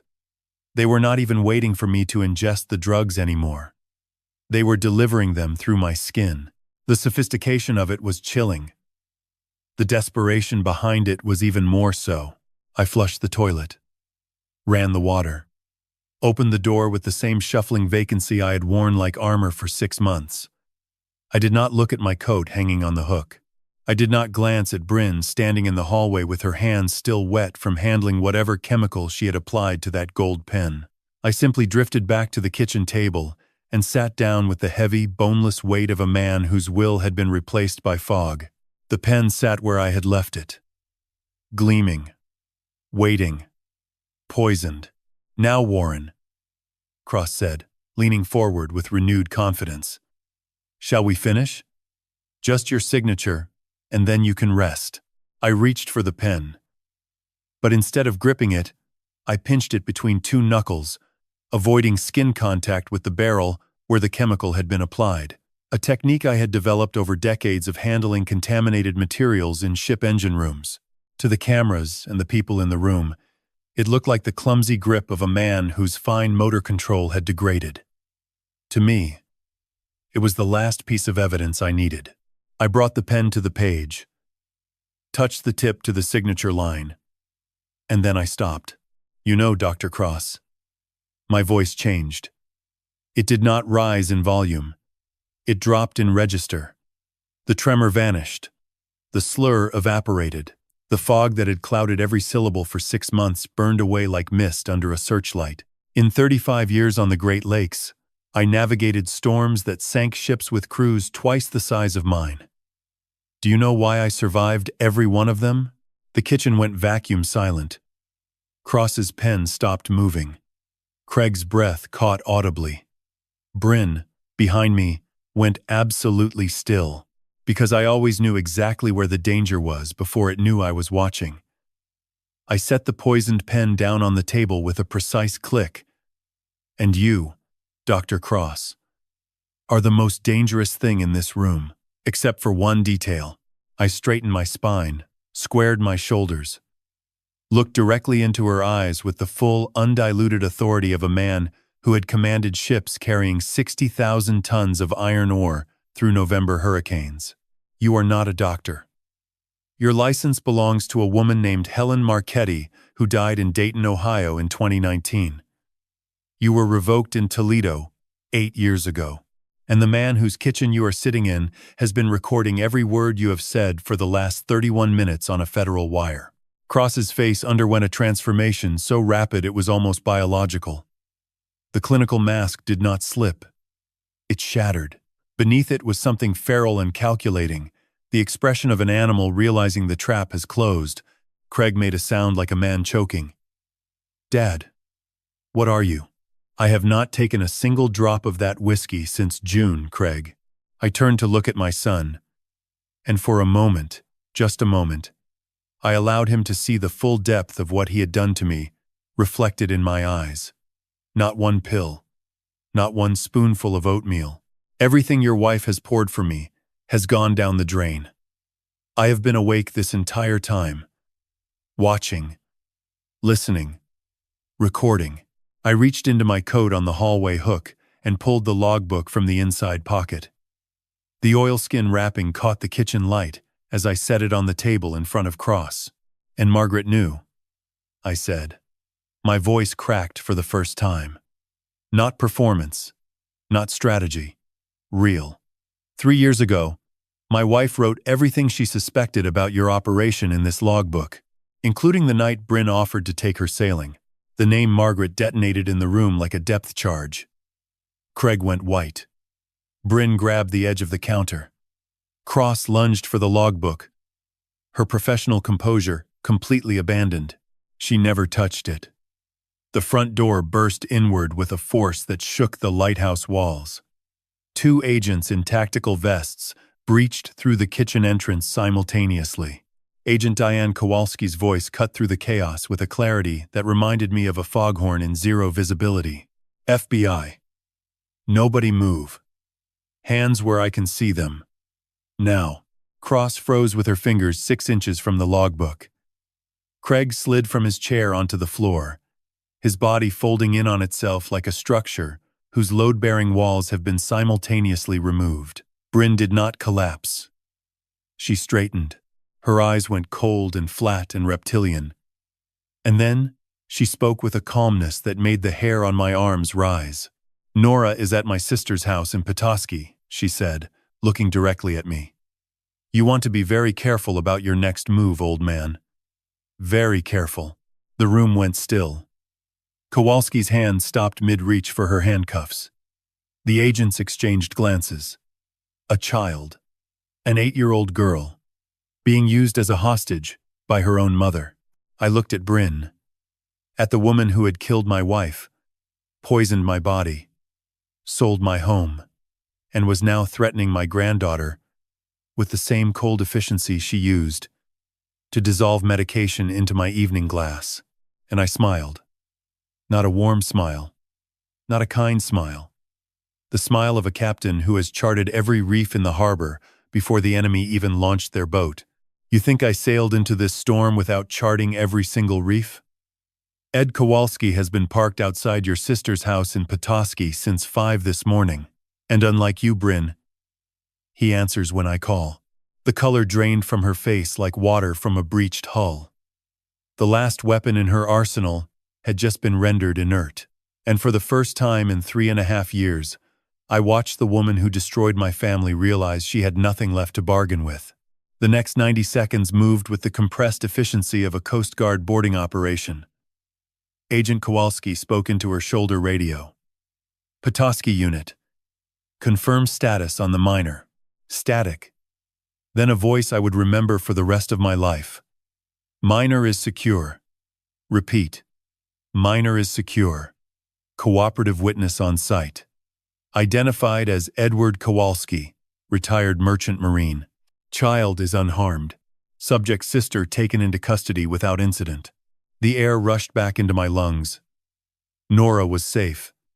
8 years old and untouched by this morning's violence. Ed had been there. Standing watch. The way captains watch for each other when the weather turns. Bryn heard the confirmation. I watched the last flicker of calculation die in her eyes, replaced by something hollow and fathomless. The warmth, the concern, the careful pouring of whiskey every evening. All performance. Beneath the mask, nothing. just appetite and arithmetic. Kowalski moved toward her with handcuffs. Before she closed the steel, I stepped forward. One moment, Agent. I had earned this. I stood 3 feet from the woman who had spent 3.5 years dismantling my life. Margaret, I said. One word. My wife's name. I let it hang between us, like a suspended blade. The life raft mechanism was disconnected the night she went sailing. You signed the repair invoice 1 week before she died. You took her out on the water, knowing she could not be saved. Bryn said nothing. Her silence was not denial. It was the silence of a predator who refuses to acknowledge the trap. Kowalski closed the handcuffs with a metallic snap that echoed like a rifle shot. Bryn was guided toward the door. She did not look back, not at Craig, not at the house. She moved into the white void, as though she had already left this place long ago. Cross was next. Her white coat hung off one shoulder like a broken wing. You have no idea what you have done to my clients, she hissed as they passed me. Your clients are dead, Dr. Cross. 2 that we know of, and my wife makes 6. You built your business on graves. Today, the building inspector showed up. Then the kitchen was empty. Silent. Except for Craig. He was still on the floor, crumpled against the cabinets. His face was wet, his hands shaking violently. He looked up at me with eyes that were simply destroyed. No calculation, no rehearsal, just rubble. I picked up Margaret's logbook, opened it to the final entry, and set it in his lap. I watched my son read his mother's last words. The date. Bryn's name. The night sailing offer. Something feels wrong. I watched the moment comprehension struck him like a rogue wave hitting broadside. The sound he made was not crying. It was deeper. The sound of catastrophic structural failure in every load-bearing joint simultaneously. A sound I hope to never hear again. I did not comfort him. I could not, because I did not yet know how deep his knowledge went. Did he know about Margaret? Did he know what Bryn did that October night? Or was he simply a weak man who looked the other way, while stronger hands did terrible things? I left him on the floor with his mother's words in his lap and walked into the storm. The snow fell thick, heavy flakes pressing against my face like cold hands. I walked to the dock without a coat. The Maggie sat in her winter cradle, shrouded white. The lake was invisible beyond the blizzard. I gripped the frozen railing and stared into the void. He did not know, Maggie. My voice broke. The captain's composure, the 6 months of perfect performance, all of it cracked open like ice splitting under thermal stress. Our son is stupid and weak and greedy. But I do not think he knew she would kill you. The wind howled. Snow stung my eyes. I pressed my forehead against the frozen railing and wept. Not for the poisoned months, or the stolen money. For her. For the woman who saw danger and walked into it alone to protect me. Who left her warning in a logbook hidden where only love would find it. I cried until the cold made my face numb. Then I straightened, wiped my eyes, walked back toward the lighthouse, where the kitchen light cut through the storm like a beacon. My phone buzzed. Elena. Dad. It is over.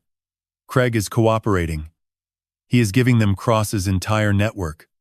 But he wants to talk to you. Before they transport him. He says there is something about Mom you need to hear. I looked at the empty kitchen.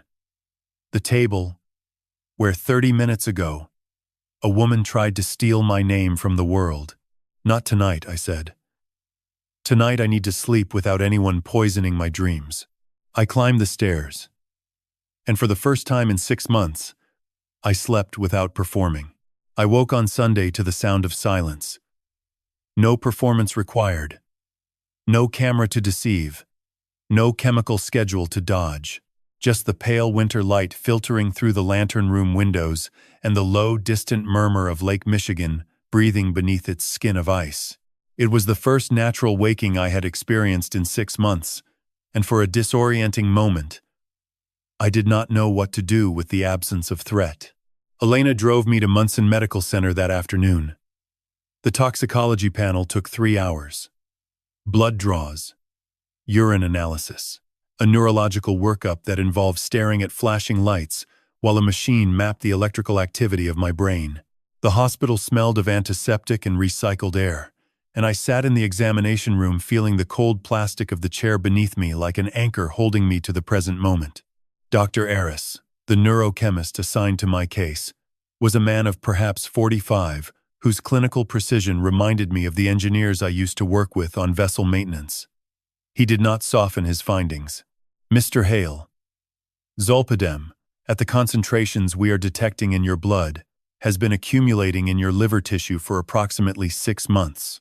At this level, you have sustained measurable damage to your hepatic function and early-stage interference with hippocampal neuroplasticity. In plain terms, I said. He looked at me with the steady gaze of a man accustomed to delivering difficult coordinates. In plain terms, another 8 to 12 weeks at this dosage would have produced irreversible cognitive impairment, permanent memory formation deficit. You would have become clinically indistinguishable from a patient with moderate Alzheimer's disease. 8 weeks. 60 days between the man I was and the ghost they wanted me to become. I had caught the current with less than 2 months of margin. The narrowness of that escape settled into my bones like ballast, heavy and cold. Elena sat beside me, her hand gripping mine with a force that told me she had already done the same math. We got there, Dad. We got there in time. I nodded. But I was thinking about the 2 men in Muskegon and Ludington. The ones who did not get there in time. The ones whose families never found the logbook. Never tasted the bitter note. Never heard the wrong conversation at the right moment. That evening, Agent Kowalski arranged a secure video link to the FBI field office in Detroit. Craig's deposition was already in progress, and they offered me the opportunity to observe a portion. Elena sat beside me in the hotel room as the screen flickered to life. Craig looked like a man who had aged a decade overnight. His expensive shirt was wrinkled. His eyes were hollowed. He sat at a metal table with his hands flat on the surface, speaking in a low, monotone voice that I barely recognized as my son's. Cross runs 12 operators across the Great Lakes region, he said. Bryn was recruited 4 years ago through a gambling debt consolidation group that Cross uses as a hunting ground. They target waterfront property owners over 70, living alone or with minimal family contact. Total assets moved through the network is estimated at $23 million. $23 million. 9 confirmed victims. 12 operators. My family's nightmare was one node in an industrial machine designed to harvest human lives like timber from a managed forest. Craig continued, his voice cracking at the edges. She told me you were already declining naturally, that the supplements were just to accelerate what was inevitable. She said it was mercy. No, me, that you would not suffer, that you would just drift away and we could pay the debts and keep the marina and everyone would be fine. Mercy. My daughter-in-law had framed the chemical lobotomy of her father-in-law as an act of compassion, and my son had believed it because believing was easier than questioning, because questioning would have required him to look directly at what he had become. Then Kowalski asked the question I needed answered. Mr. Hale, were you aware of any plan involving your mother, Margaret Hale, prior to her death in October 3 years ago? Craig's face crumbled. The composure he had maintained through the financial confession evaporated. Bryn told me Mom's death was an accident, he said. She told me she was on the boat that night to help, that she tried to save her, that the raft malfunctioned. I believed her. He looked directly into the camera. I swear, Dad. I believed her. I did not know. I stared at the screen, at the wet, ravaged face of my son, and I wanted to believe him. The father in me ached to accept his words and close this chapter with the mercy he claimed Bryn had offered me. But the captain in me had learned that wanting to believe something is the most dangerous current in any navigation. Kowalski closed the session. She informed us that based on Margaret's logbook, the repair invoice, and forensic re-examination of the life raft mechanism, Bryn had been formally charged with murder in the first degree. Cross faced federal RICO charges spanning 5 states. The network was being dismantled from the inside out, with 3 additional operators arrested that morning in Ohio and Wisconsin. The hotel television was playing local news on mute. Elena unmuted it when the anchor's expression shifted to urgency. The chyron read, Great Lakes Elder Fraud. Ring dismantled retired, Captain Key Witness. I watched my story reduced to a headline, my life compressed into a scrolling banner of text beneath a reporter standing outside the Traverse City courthouse. Elena reached over and turned it off. Maggie. We got her. I whispered to the dark screen. The lake is calm now. We sat in silence for a long time. The hotel room hummed with the low-frequency buzz of climate control. Outside, Traverse City was settling into its Sunday evening quiet. I was about to suggest we return to the lighthouse when Elena's phone rang. She answered, listened, and her face changed. The professional composure she had maintained throughout the day dissolved into something raw. She lowered the phone and looked at me. Dad. That was Voss. When the FBI searched Cross's office, they found a file with your name on it. Inside was an unsent letter from Bryn to Craig, dated 6 months before Mom died. I felt the cold spread from my chest outward, like ice forming on a still lake. It outlines the full plan, Elena continued. Step 1 is labeled, Remove the primary obstacle. It names Mom specifically. Craig's initials are on the second page. He acknowledged receiving it, Dad.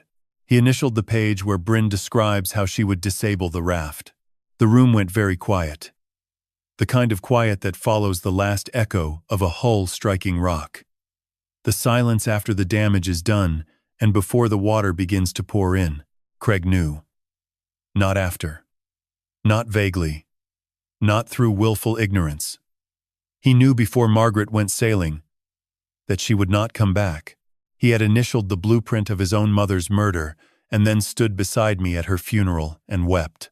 I sat in that hotel room and felt something inside me sever cleanly. Not with rage.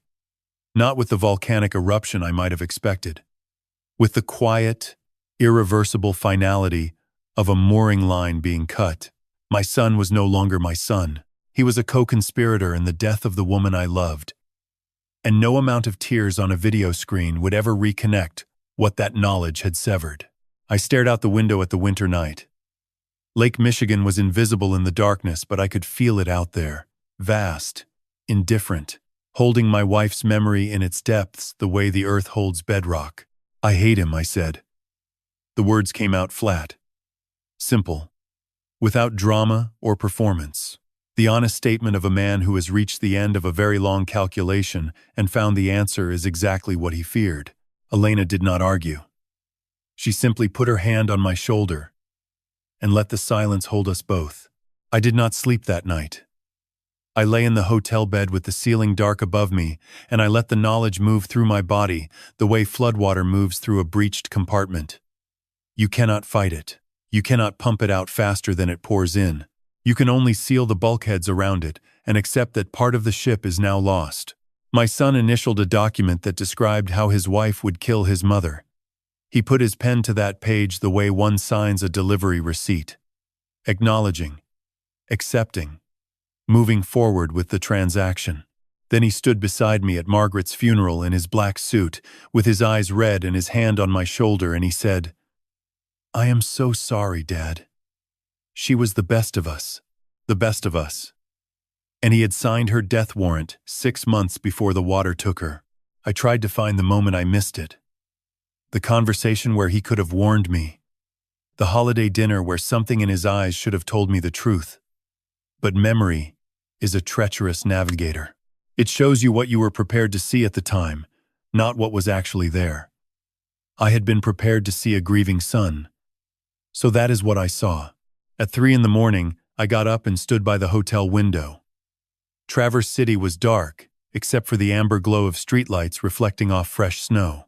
Somewhere out there, Lake Michigan held its silence beneath the ice. And somewhere in a federal holding cell, my son was sleeping or not sleeping, with the knowledge that his father now knew everything. I thought about the last evening I spent with Margaret before she went sailing. A Tuesday. Nothing remarkable. We had dinner in the kitchen. She made whitefish with lemon and dill, a recipe she had perfected over 40 years.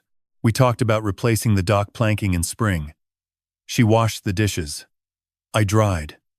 The rhythm of it was so familiar. It felt like breathing. As she hung the dish towel on the oven handle, she turned to me and said something I had replayed 1,000 times since her death, always interpreting it as a nautical endearment. A captain's wife speaking his language. "Warren, promise me you will always check the hatches." I had smiled. Kissed her forehead. Told her I had been checking hatches for 35 years and was not about to stop. She smiled back, but it did not reach her eyes, and I was too comfortable in the safety of routine to ask why. Now I understood. She was not talking about the lighthouse. She was not talking about the boat. She was talking about the family. Check the hatches. Inspect the seals. Make sure the people inside your life are not the ones letting the water in. She knew she might not come back from that sailing trip. She knew Bryn was dangerous. And in her final evening with me, she could not bring herself to say it directly, could not shatter the peace of our kitchen with the horror of what she suspected. So she wrapped her warning in language I would understand. Eventually, when I was ready to hear it, it took me 3 years, Maggie. I whispered it to the dark window. I am sorry. It took me 3 years. The snow fell in silence outside.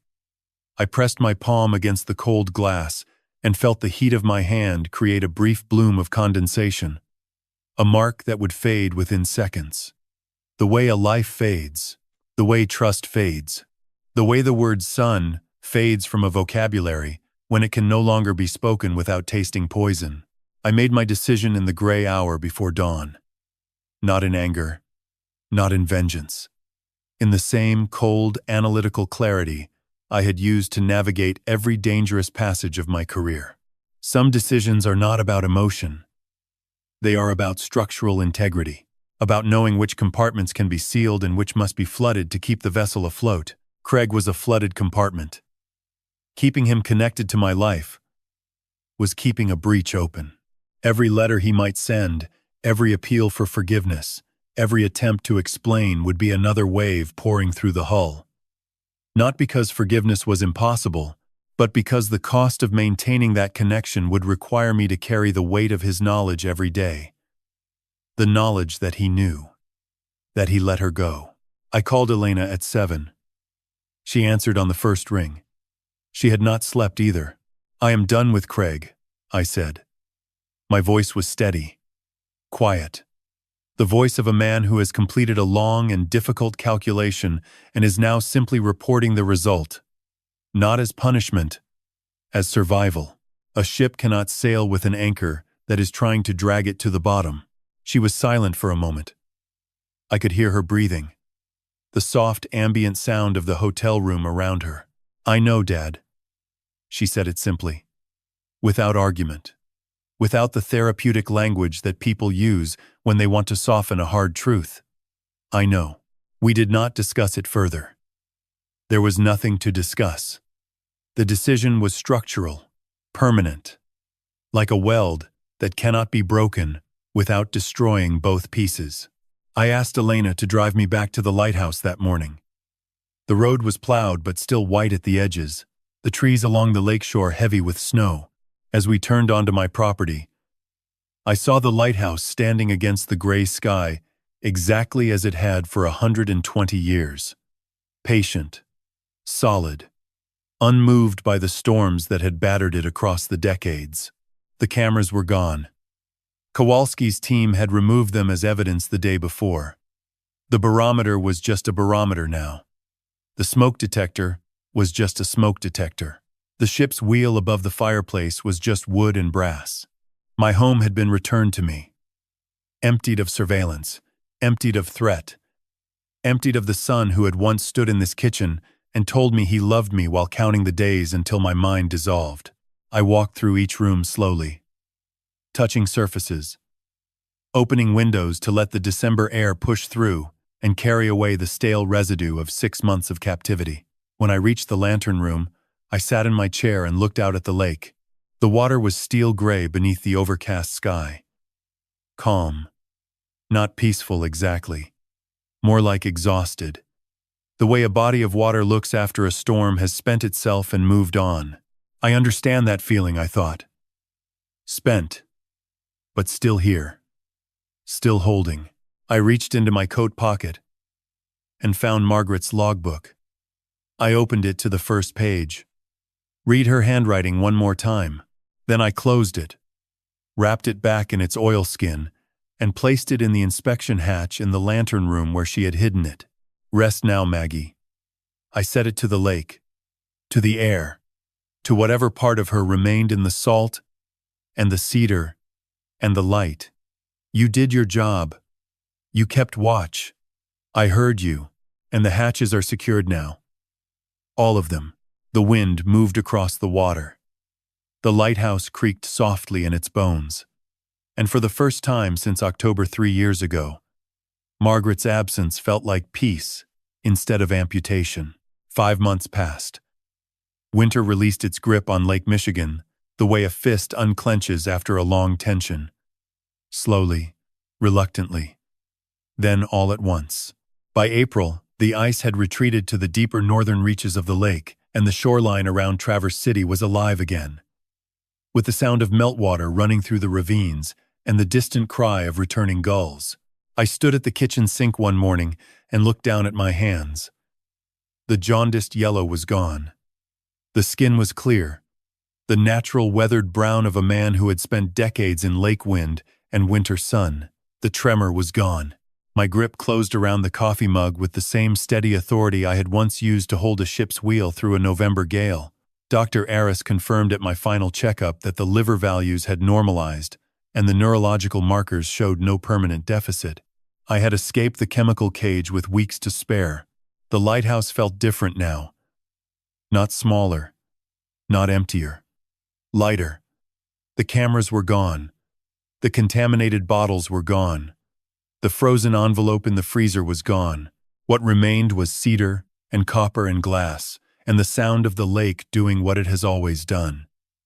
Breathing against the shore in its ancient rhythm, Nora arrived in March. Elena filed for emergency guardianship the week after the arrests, and the Grand Traverse County Family Court granted it within days given the circumstances.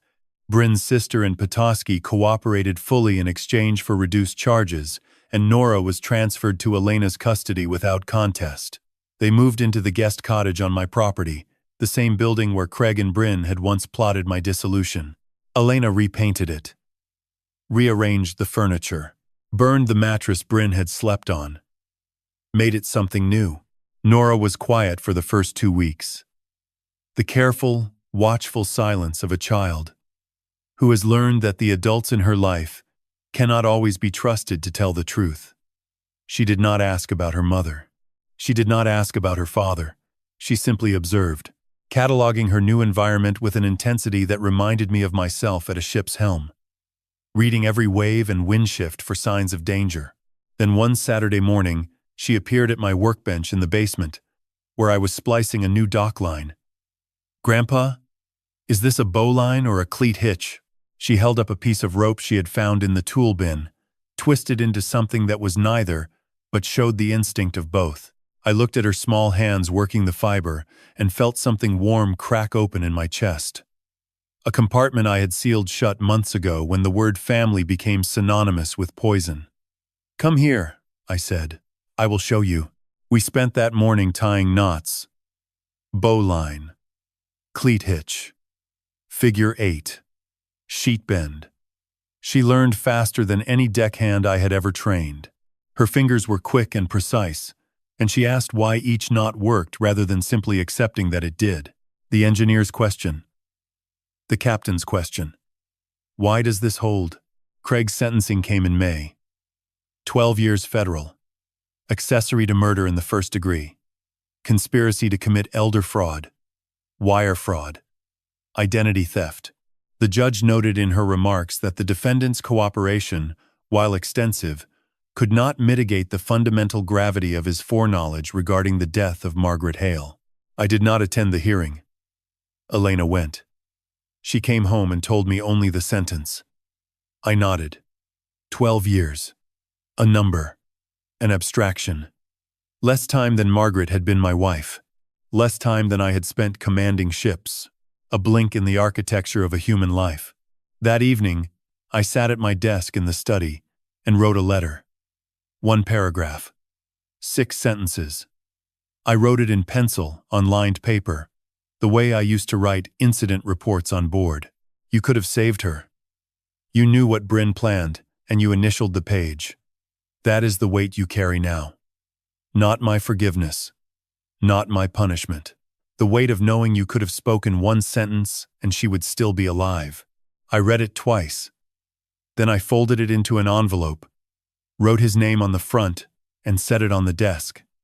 I did not address it, did not stamp it, did not carry it to the mailbox. Some words exist only to be written. Their purpose is the act of formation, not the act of delivery. In June, Patricia Voss and Elena finalized the new trust. The lighthouse, the property, and the remaining financial assets were placed in an irrevocable trust with Nora as sole beneficiary. Access conditions. She must be 30 years of age and have the written approval of 2 independent trustees before any sale or major modification could occur. Elena was named primary trustee. Ed Kowalski was named secondary. No one will sell this roof out from under her, I told Voss as I signed the final page. Not again. Not ever. The last project of that spring was the Maggie. I hired a marine restoration specialist from Leland to overhaul the hull and deck. New planking where the rot had taken hold during 3 years of neglect. New rigging. New safety equipment, including a modern life raft system with redundant hydrostatic releases. I watched the work progress over 6 weeks, visiting the boatyard every day like a man overseeing the construction of a monument. The final change was the name. I stood at the stern on a cool June morning with Nora beside me, watching the painter apply the new lettering in the same navy blue that Margaret had chosen 20 years ago. The Nora, "It is your boat now," I told her. She looked up at me with Margaret's eyes and a face that was still forming itself into the person she would become. "Your grandmother built this vessel with me. She loved it, and now it carries your name, because you are the reason I fought. The reason any of this mattered." Nora did not say anything. She stepped forward, placed her small hand flat against the newly painted hull, and then turned and wrapped her arms around my waist. Her head pressed against my chest, right where the wire had sat on that Saturday morning when the world split open. We stood like that for a long time, the lake lapping quietly at the dock pilings, the gulls circling overhead, the June sun warming the cedar planking beneath our feet. I looked out at the water. Flat, blue, endless. And for the first time in 3 years, I did not hear Margaret calling from the wind. Not because I had forgotten her, but because she no longer needed to call. The message had been received. The course had been followed. The ship had reached safe harbor. 5 years passed, the way Lake Michigan measures time not in calendars but in freezes and thaws, in the number of times the cherry blossoms lining the eastern shore bloomed and scattered across the water like confetti thrown for no one. I counted them. 5 springs. 5 autumns where the maples behind the lighthouse turned the color of old copper. 5 winters where the ice crept across the bay, and I stood at the lantern room window and watched it advance like a slow, patient army. I was 79 years old, and I had never felt more awake. The Safe Harbor Foundation had grown beyond anything I imagined the morning I signed its charter at Patricia Voss's office with hands that no longer trembled. What began as a single phone line, a number printed on cards that Ed distributed at every marina, bait shop, and VFW hall between Mackinac City and Ludington, became a network. 14 volunteers, 3 full-time investigators, a partnership with the Michigan Attorney General's Elder Fraud Task Force that had, as of last month, intervened in 22 active exploitation cases, across the Great Lakes region. 22 families who did not lose their homes. 22 men and women who did not wake up one morning to discover that their signatures had appeared on documents they never saw. Agent Diane Kowalski, promoted twice since that Saturday morning in my kitchen, called it the most effective civilian law enforcement collaboration in the state's history. I called it the least I could do. Elena ran the legal arm from her office in Traverse City. She had not returned to Austin. She told me once, on a Tuesday evening while Nora practiced knots on the porch, that she had spent the first 40 years of her life protecting land and water from people who would exploit them, and that protecting people from people who would exploit them felt like the same work with a different compass heading. I did not argue. A captain learns to recognize when someone has found their bearing. Nora was 13. She was tall Margaret's height already, with her grandmother's hands and her father's jaw, which I tried not to notice, and mostly succeeded. She had completed the junior sailing certificate the previous summer, and Ed had declared her a natural, which from Ed Kowalski was equivalent to a standing ovation. She asked questions about everything. Tides, barometric pressure, why the lighthouse beam rotated at 4-second intervals instead of 3 or 5. I answered, every one. There is no greater privilege than being the person a child trusts with their curiosity. She did not ask about Craig. Not anymore. For the first 2 years she had carefully, sideways, the way children approach subjects they sense are radioactive. I answered honestly, each time. Your father made choices that hurt people. He is in a place where he cannot make those choices anymore. I love you. And that will never change, regardless of what anyone else has done. Eventually, the question stopped. Not because she had forgotten, but because she had, in her own 13-year-old way, filed the information in whatever internal cabinet children build for truths they are not yet ready to fully examine. I would be here when she opened that cabinet. That was enough. Ed came down from Mackinac City every other weekend. He was 81 and moved slower, but his mind was a steel trap, and his coffee was still terrible, and his stories still ran 20 minutes longer than they needed to. We sat in the lantern room on Saturday evenings and watched the beam sweep across the water and talked about nothing important, which is to say we talked about everything important. Old men who have survived storms together do not need dramatic conversation. Presence is the conversation. The lighthouse itself had changed. The kitchen where Nina Cross had spread her documents was now Nora's homework station. Papers and colored pencils, and a perpetually half-finished model of a Great Lakes freighter that I suspected would never be completed and did not need to be. The living room where I had performed 6 months of careful deterioration was now full of bookshelves, most of them Elena's, and a piano that Nora played badly and enthusiastically every morning before school. The dock where I had wept for Margaret in a December storm now held the Nora, freshly varnished each spring, and a second slip where Ed moored his boat when he visited. I had not erased what happened here. You cannot sand away history from a house any more than you can sand away scars from skin. But I had built over it the way a reef builds over a shipwreck, slowly, organically, until the living structure is larger than the wreckage beneath it. Margaret's logbook still sat in the drawer of my nightstand. I read it less often now. Not because I had forgotten her, but because I no longer needed the written word to hear her voice. She was in the beam that swept the water. She was in the cherry blossoms. She was in the way. Nora tilted her head when she was thinking a gesture so purely Margaret that it stopped my breath the first time I noticed it. 3 years ago, on a Sunday morning in October. Last Tuesday I had received a letter. Federal Bureau of Prisons.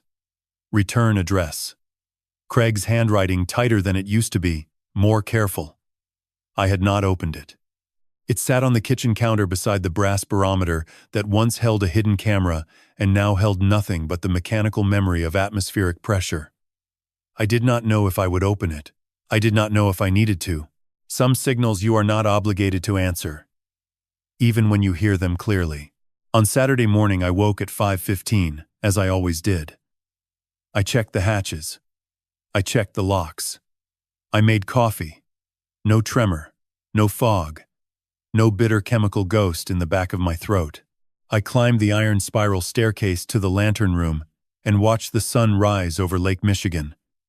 And the beam rotated 4 seconds on, 4 seconds off, 4 seconds on, the way it had every morning for 130 years. A lighthouse does not choose who it saves. It simply burns. I intended to keep burning for as long as the lake would let me. I opened Craig's letter on a Wednesday, not because I was ready. A captain is never ready for the next storm. He is simply no longer afraid of storms. I opened it because Nora had asked me, the evening before, a question I had been expecting for 3 years. "Grandpa, does my dad know I sail?"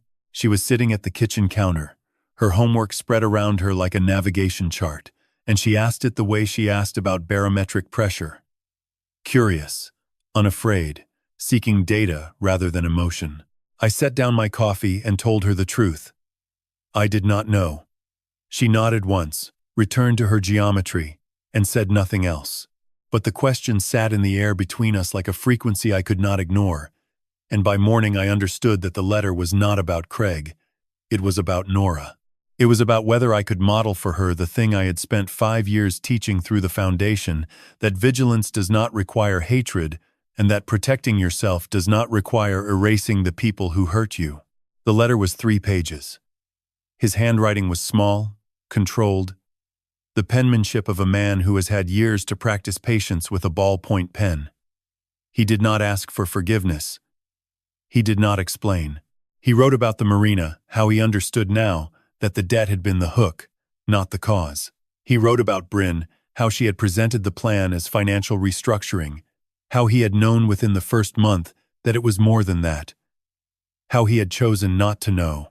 He wrote that sentence twice. Underlined, "I chose not to know." He wrote about Margaret. 1 paragraph. 5 sentences. The last one read, "I think about her hands in the garden every day, and I cannot make that mean what I need it to mean." I folded the letter. I placed it in Margaret's logbook, between the final entry and the back cover. I did not write back. Perhaps I would. Perhaps I would not. But the letter was no longer a sealed signal. It was received, logged, and filed. A captain does not need to respond to every transmission. He only needs to confirm he is still listening. That Friday, Elena drove Nora to Petoskey for a school sailing regatta. I had the lighthouse to myself for the first time in weeks. I climbed to the lantern room at sunset, the way I had 10,000 times before, and I sat in the chair Margaret had reupholstered the spring before she dyed blue canvas, tight stitching, the kind of work that lasts longer than the person who made it. The lake was calm, a mirror of copper and silver stretching to the horizon, broken only by the dark silhouette of a freighter moving north toward the straits. I watched it the way I once watched my own ships approach from the bridge, measuring distance, calculating drift, reading the water for what it would do next. 35 years I had spent on that lake. 35 years of reading weather and water and machinery and men.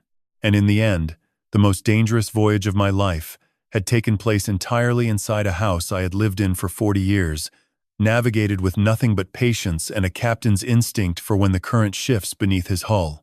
I thought about what I would tell a younger man. A man in his 60s, maybe, recently retired, living alone on a lakefront property, with a family that calls less often than they used to. A man who notices something strange in his coffee one morning, a bitterness that was not there yesterday, a fog that arrives without weather to explain it. I would tell him this: trust the bitterness, trust the fog, trust the part of you that says this is not right, even when every voice around you insists that you are confused, that you are old, that you are imagining things. You are not imagining things. You spent decades solving problems more complex than this. Your mind is not your enemy. The people telling you, it is they are. Document everything. Tell someone outside the house. Do not confront alone. And above all, do not let them see you seeing them. Let them believe the fog is working. Let them believe you are fading. Every day they think you are weaker is a day you are stronger. Because you are gathering evidence while they are gathering confidence. and confidence makes people careless. You are not alone. 22 families in this state learned that in the last 5 years. The phone number is on the card. The foundation answers every call. The beam clicked on behind me. 4 seconds of light sweeping across the water. 4 seconds of darkness. 4 seconds of light. A lighthouse does not ask permission to shine. It does not wait for the ships to identify themselves. It does not judge whether they deserve to be warned. It burns because that is what it was built to do, and because the alternative, standing dark while someone runs aground, is not something it can accept. I am 79 years old. My name is Warren Hale. I spent 35 years guiding 1,000-foot ships through the worst water in North America, and 6 months guiding my own family into a trap they had built for me. If you are listening to this, and something in your life tastes bitter when it should not, pay attention. You are not losing your mind. Someone is trying to take it from you. Check your hatches, lock your doors, and keep your light burning. The lake is dark, but you are not alone. If this story reminded you of someone you love, a parent, a grandparent, a neighbor living alone, share it with them. One conversation can be the difference between a locked door and an open one. Subscribe and leave a comment. What would you do if you tasted something bitter in your morning coffee?